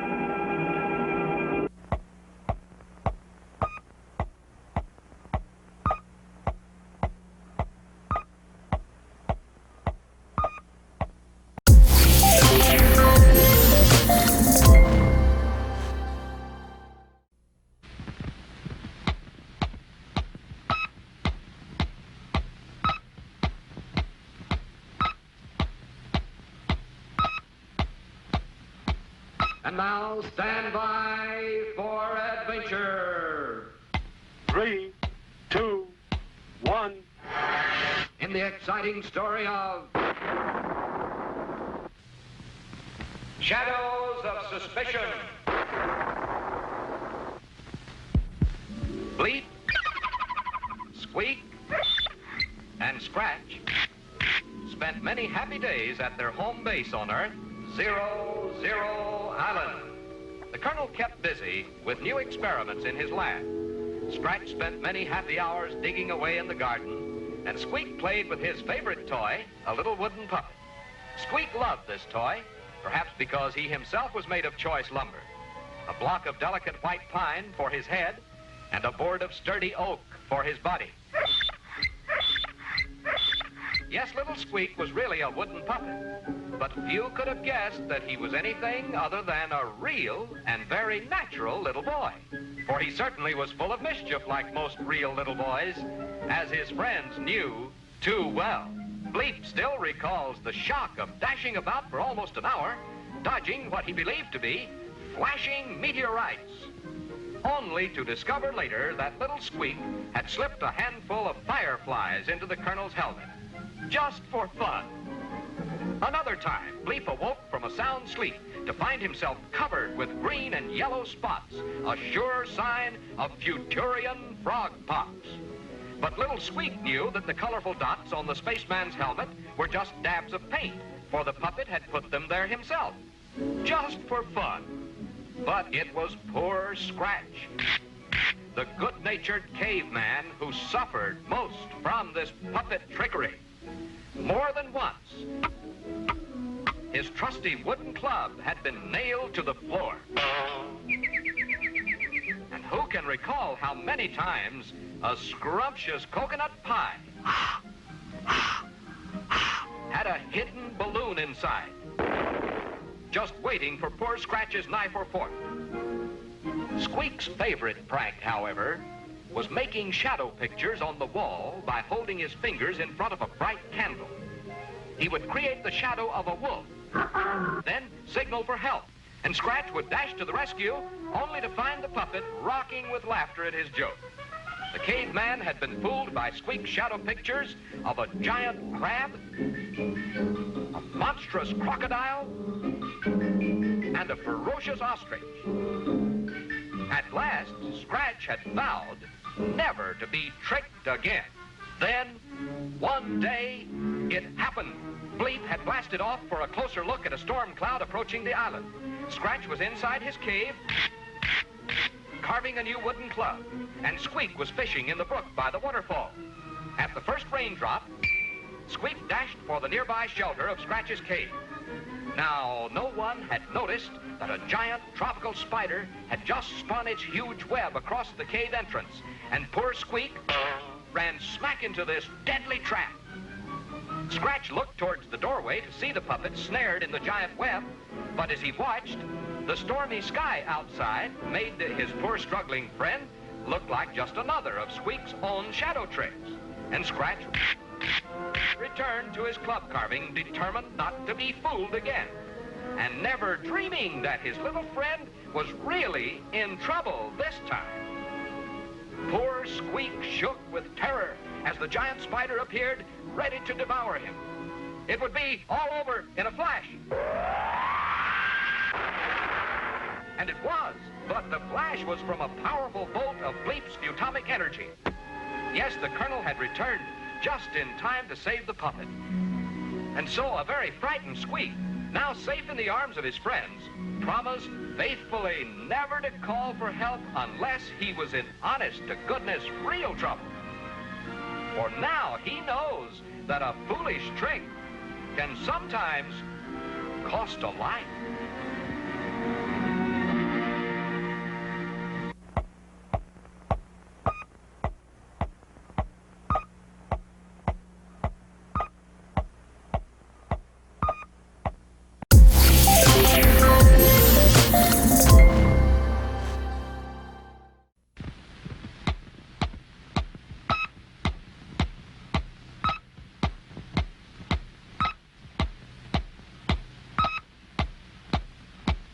And now, stand by for adventure. 3, 2, 1. In the exciting story of Squeak and the Terrible Termite. In his cave on 00 Island, Scratch awoke each morning just as the first sunbeam peeked through. He would yawn, then reach for his trusty wooden club to be sure it was ready for the day's adventures. Colonel Bleep, in his laboratory, was up early, just in time to silence that noisy bird in the wooden clock before it could finish its morning call. Because in his little dream house, Squeak would still be sound asleep in his cozy bed. This morning, however, things began in a very different way. When Scratch yawned and reached for his wooden club, it was missing. Only a few crumbs of sawdust remained. When Bleep got up to silence the cuckoo clock, something was very wrong indeed. Only the metal springs, gears, and numerals were left. Every wooden part of that clock had vanished. Even the cuckoo. Bleep and Scratch rushed to awaken Squeak, but the little puppet's bed was empty, and Squeak himself was nowhere to be found. The only clue was a trail of unusual footprints, which Bleep recognized immediately. Only yesterday in his lab, the Colonel had seen those very same footprints, only much smaller in size. Following the tracks, he had discovered a tiny wood-eating insect called a termite. But Bleep was amazed to find that this particular termite had traces of interplanetary wood dust on its wings. Something strange was going on. Somehow, by some strange power, a tiny termite had grown overnight into a giant monster. There was no doubt. A wood-eating monster of tremendous size was on the loose. Poor Squeak, the little wooden puppet, had been captured by a giant termite. A terrible termite. The Colonel sped into action, using atomic energy. he quickly made for Scratch a brand new club. Not of wood, but of solid lead, one of the heaviest, most malleable metals commonly used by man. Thus armed, Bleep and Scratch hurriedly followed the footprints to rescue their little friend. Suddenly, they were upon him. There was the great insect sprinkling salt on the poor wooden puppet, who lay bound on a huge platter. This was a time for quick thinking and fast action. With caveman strength, Scratch molded his heavy but malleable metal club into a statue that looked exactly like Squeak. And as the termite turned to put away the salt, Scratch quickly substituted the metal statue for the real puppet. And at the same time, Bleep charged the statue with a bolt of atomic lightning. Then the terrible termite turned, and in one hungry gulp, swallowed the charged statue. With a howl of pain, the monster leaped into the sea to cool off. But the weight of that heavy metal statue pulled him down, 50 fathoms under. So once again, peace was restored to 00 Island. And while Scratch fashioned a new wooden club, and Colonel Bleep repaired the cuckoo clock, little Squeak snoozed soundly in his cozy little bed, tired from his exciting adventure and completely unaware that even greater danger lay ahead.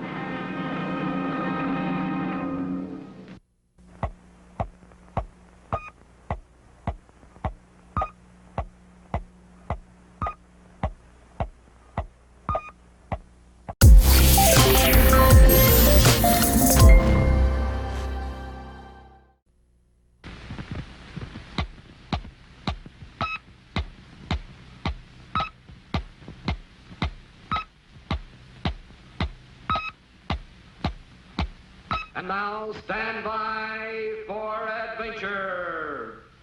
3, 2, 1. In the exciting story of Test of Friendship.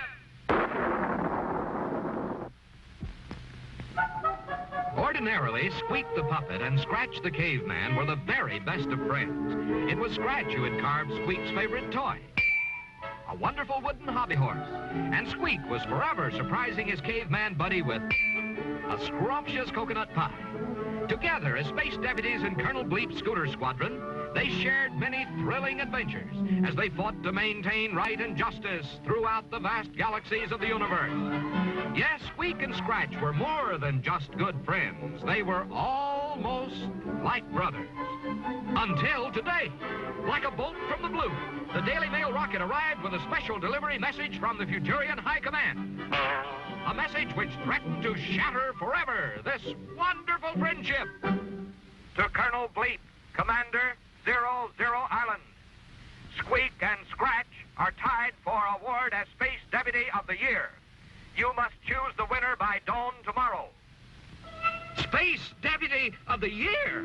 This is important, for the one cadet chosen each year wins his own personal merit flag to prove that he is the finest space deputy of them all. There is no friendship now. Squeak knows if it wasn't for Scratch, the winner's flag would be his.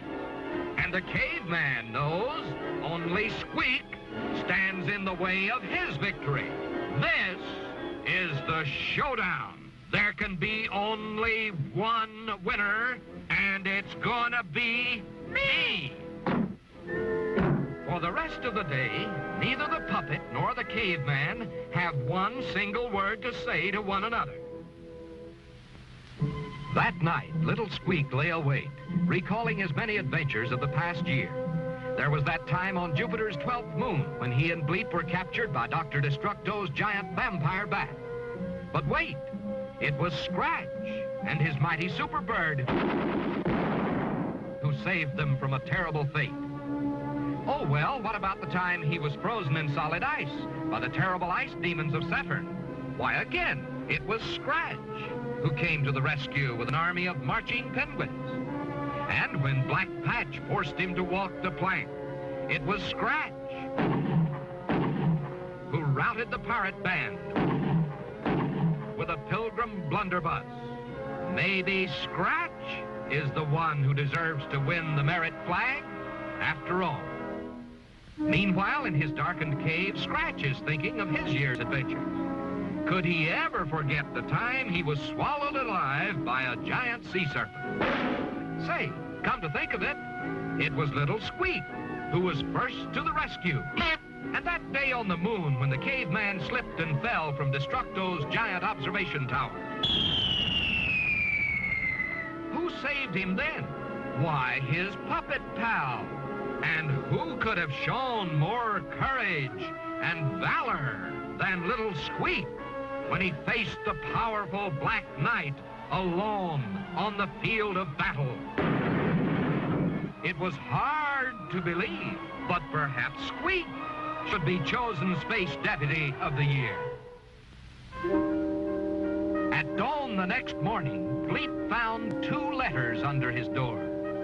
One from Squeak and one from Scratch. The puppet had written, "Scratch deserves to win." And the caveman had written, "Squeak deserves to win." It's time to announce the winner. Squeak and Scratch snapped to attention. Then the space cadets blink in surprise. For instead of a name on the flag of honor, there is only a huge letter S. But does this initial S stand for Squeak or Scratch? No one knows, not even Colonel Bleep. For how could anyone choose just one winner from 2 such brave and unselfish cadets? And so it was that the caveman and the puppet shared the winner's flag. And once again, Squeak and Scratch were more than just good friends. They were almost like brothers.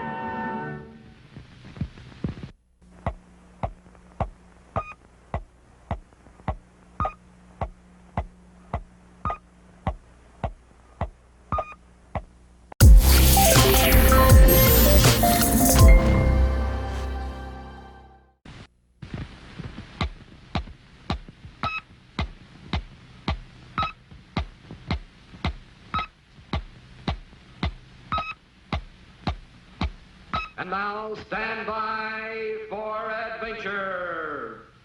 3, 2, 1. In the exciting story of the treacherous parrot. At last it was finished. The beautiful necklace of pink seashells which Scratch had made for his dear old mother. Yes, this was Mama Scratch's birthday. And now, clutching his gleaming gift, the caveman hops aboard Bleep's Butomic time machine. It is this wonderful invention that will carry Scratch back through time and space to his boyhood home. The hatch closes. The power goes on.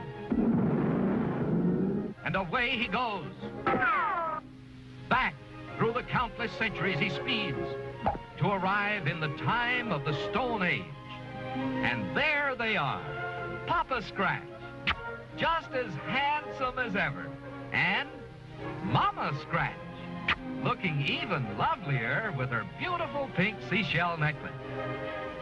They all spend a wonderful day together, but soon it is evening and Scratch speeds back once more to his friends on 00 Island.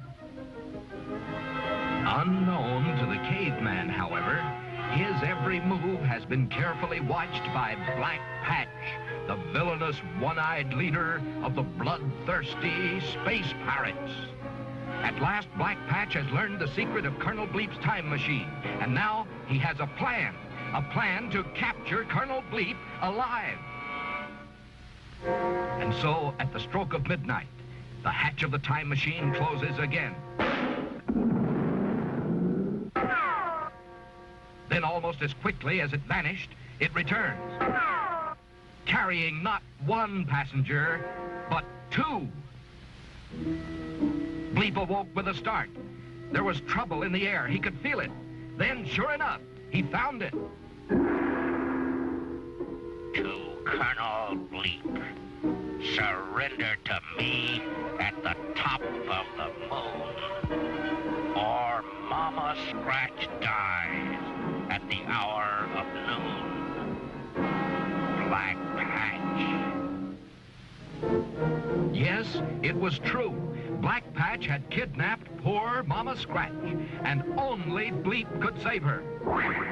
Without delay, the Colonel speeds off for the moon to willingly surrender his life in exchange for Mama Scratch's freedom.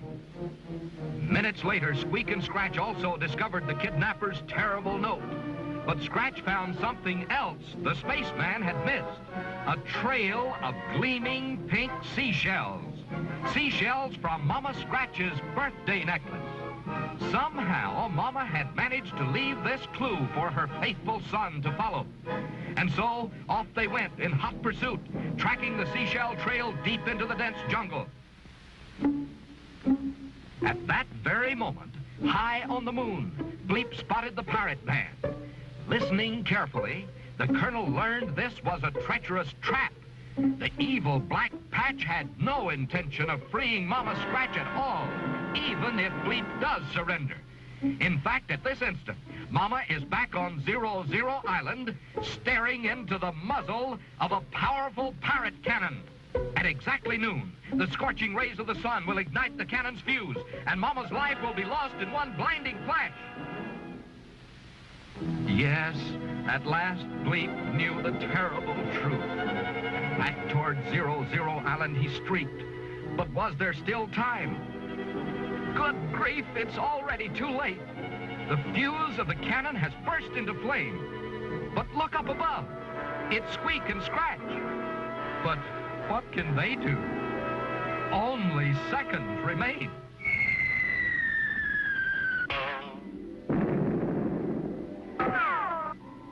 From high above, Bleep sees the whizzing cannonball streak straight for the top of the moon to land in the midst of the startled pirate gang.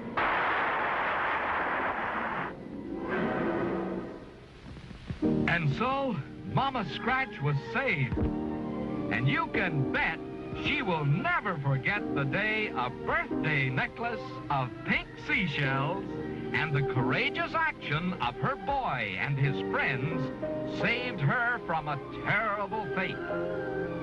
It was certainly true. No mother anywhere ever had a more wonderful son. Bye-bye, Mama. And give our love to Papa Scratch.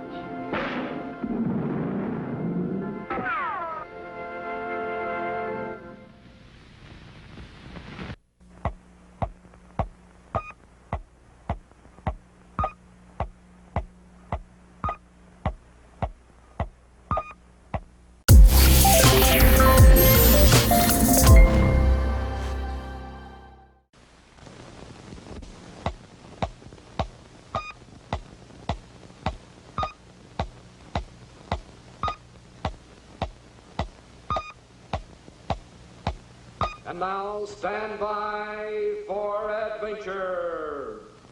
3, 2, 1. In the exciting story of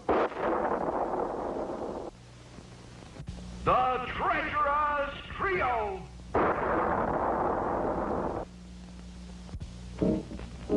On a dark and lonely moon far out in space, three powerful villains of the underworld meet in secret session.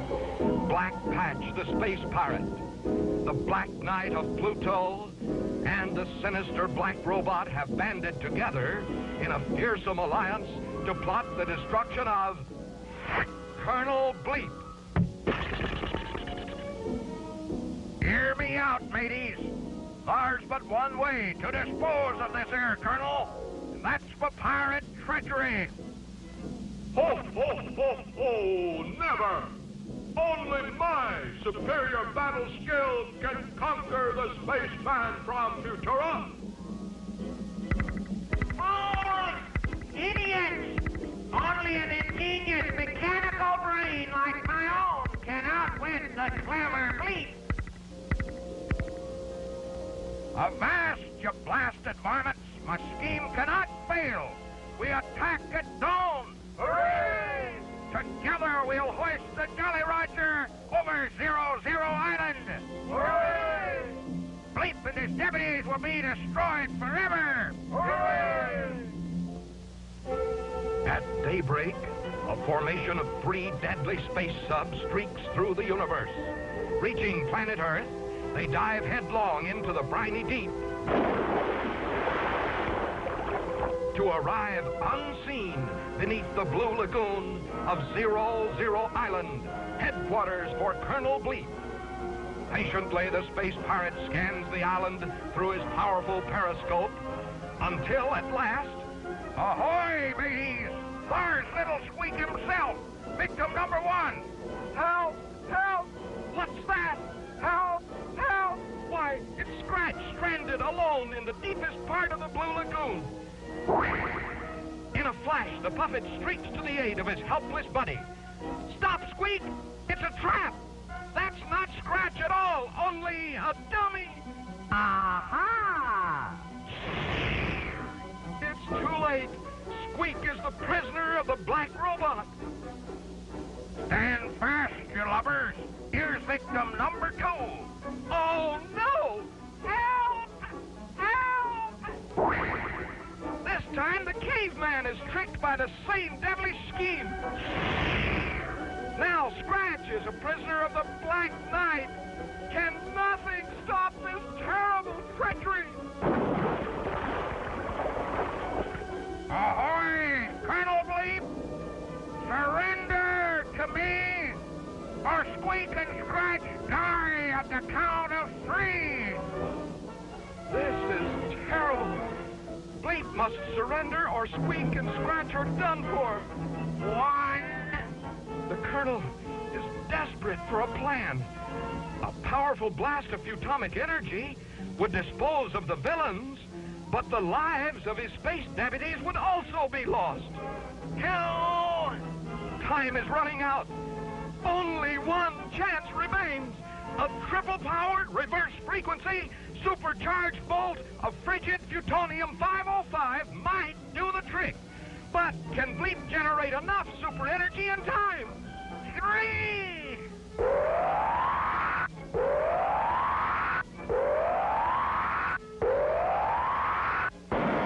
He did it! Instantly, the entire lagoon is frozen into solid ice. Quickly, Bleep rescues his frozen deputies. Now the Colonel strikes again. A powerful blast of photonic energy melts the ice into a sea of boiling water. Yow! The culprits flee for their very lives. And in no time at all, Squeak and Scratch are thawed out just as good as new. Yes, Colonel Bleep had made it pretty hot for the 3 cold-blooded monsters of the Blue Lagoon.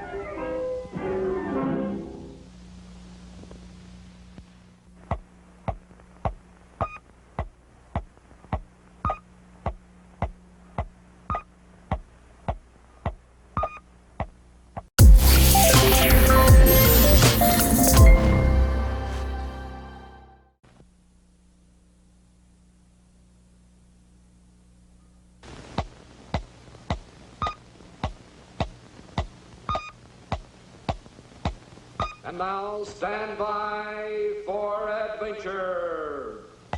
3, 2, 1. In the exciting story of Tunnel in Space!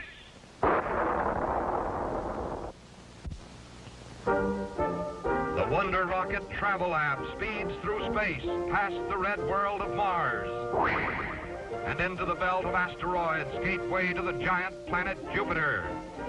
Inside the spaceship, Bleep and his crew prepare to land. Cut off power circuits. Roger. Activate landing generators.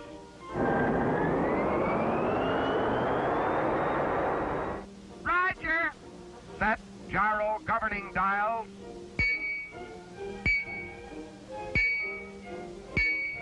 Roger. 50 leagues from touchdown. 25 leagues.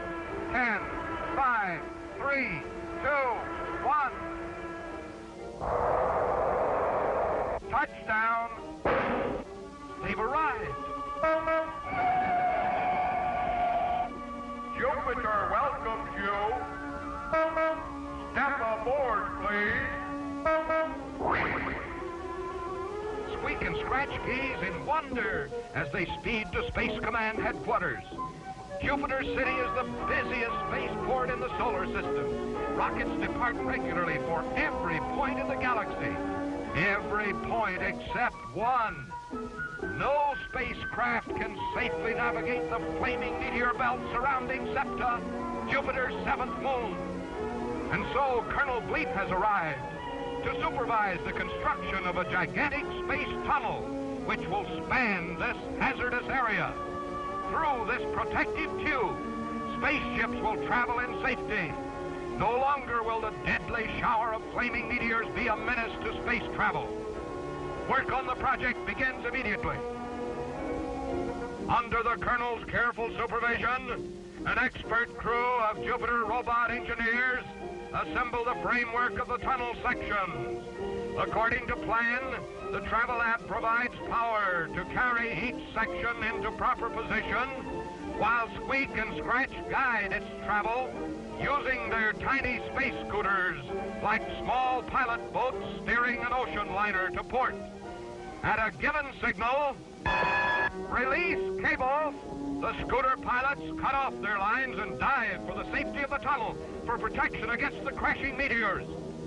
Section after section is guided into place, each connecting to the other, until only one section remains. Carefully, the scooter cadets guide its course as the travel app builds up power to slam the section into place. Space scooters, release cables. Scratch is free. Into the tube he dives. But little Squeak's cable is jammed. Again and again, the puppet pours on power, but the cable will not break loose. Bail out, Squeak! Quick, before it's too late!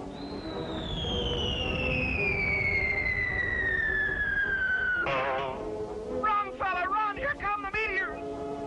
Poor Squeak hasn't a chance. But wait, what's that? Why, it's Scratch, and he's flying upside. Alley-oop, he's got him! But the caveman can't reach the controls in this position. They're headed deeper into the meteor shower. They've got to turn back, but how?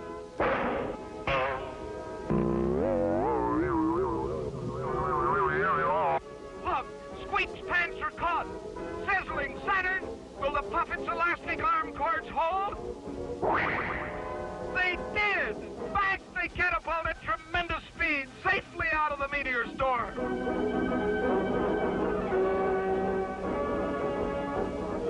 And so, once again, Squeak and Scratch risk their very lives to help make interplanetary space travel safe throughout the universe.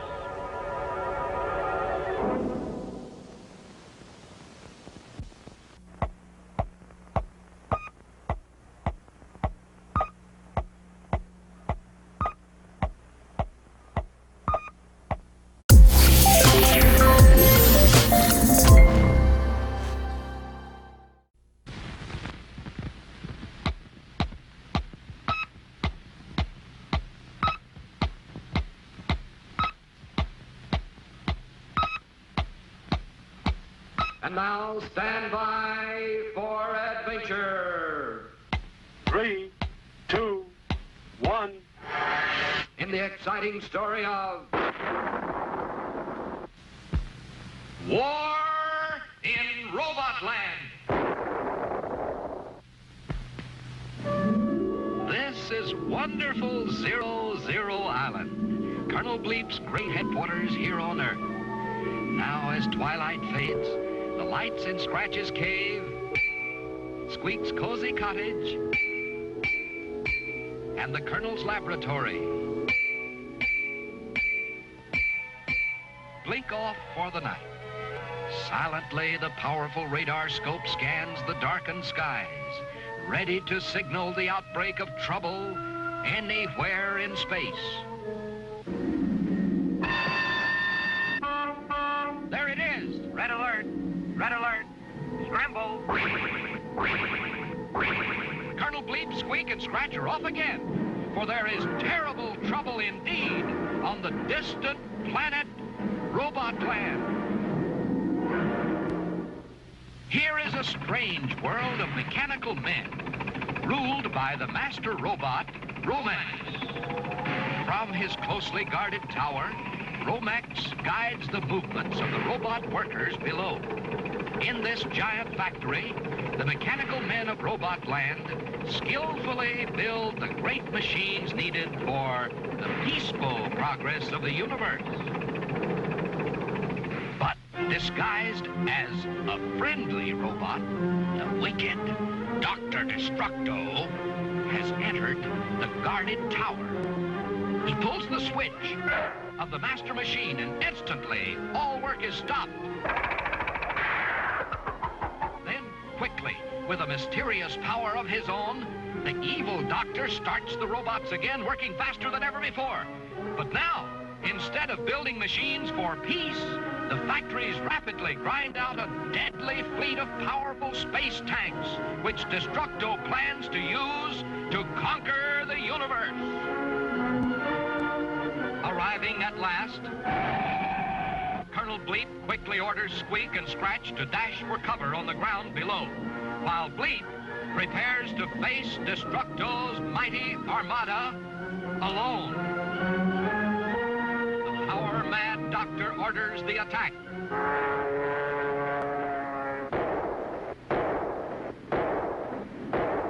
The mighty colonel stands his ground.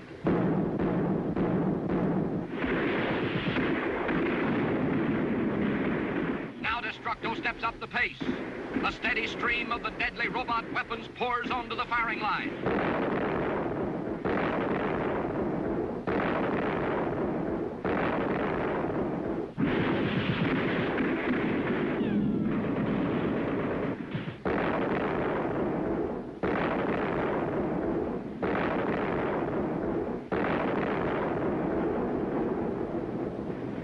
How long can Bleep withstand such overwhelming odds?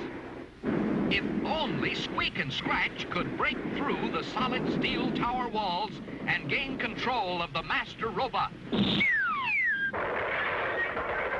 Look, the cannon can still be fired. But what about ammunition? Oh, no!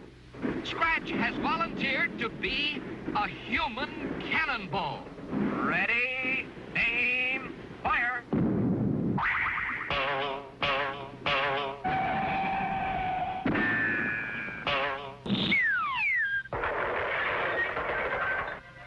Quickly, the caveman pulls the switch.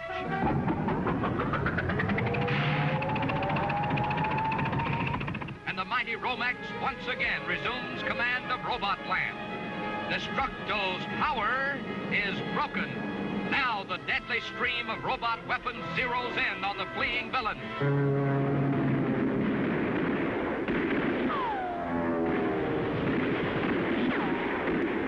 And the wicked culprit scrambles for his very life. Yes, once again, Colonel Bleep and his friends have saved the people of space from sure destruction. And while the brave Scratch may sometimes act a little dumb, this was one day when the caveman really used his head.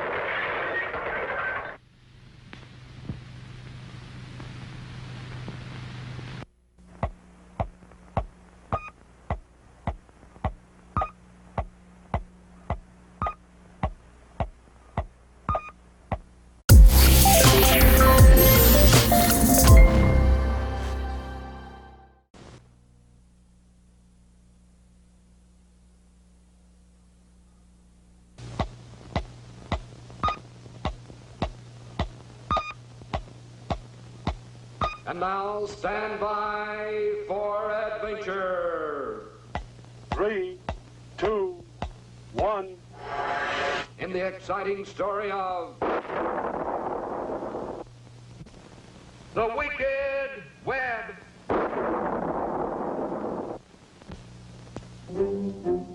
Throughout the universe, many terrible space hazards endanger travel between the planets. Spacebergs loom dangerously near the orbit of Pluto. Space storms rage outward from the fiery planet Thor, and swirling seas of liquid air infest Galaxy 9. But now Colonel Bleep has volunteered to survey these hazards one by one and record their exact position on a space map of the galaxies. At this very moment, the Flying Space Laboratory Travel Lab is being prepared to blast off on this exciting survey mission. Switch on power circuits. Roger. Activate blast-off generators. Roger.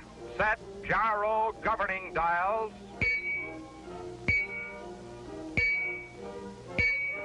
Roger. Stand by for countdown. 3, 2, 1, 0. They're off.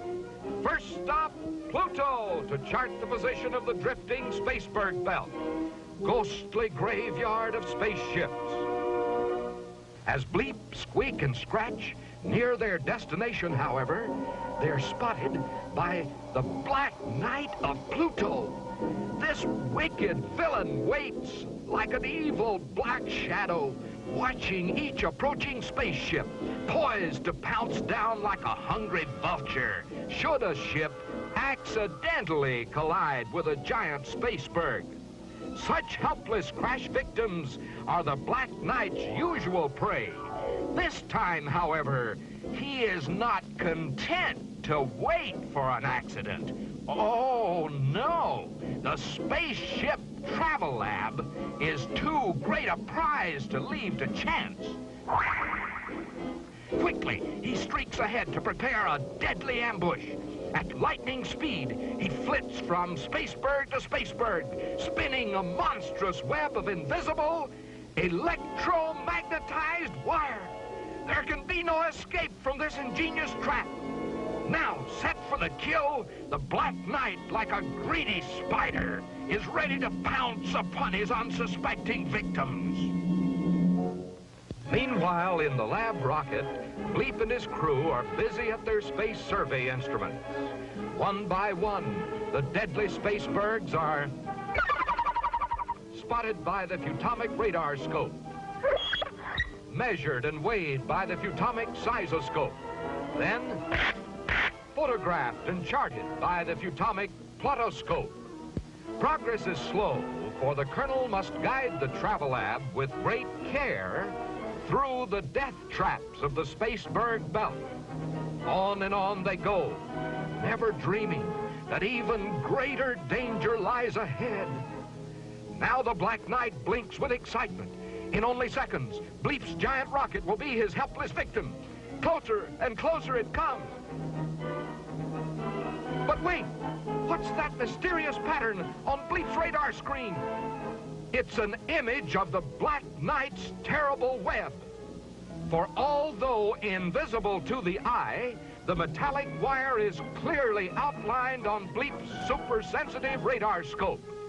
Now the Colonel halts the ship and with careful aim sends a powerful bolt of Futomic energy surging through the exposed wire. The wicked villain is trapped.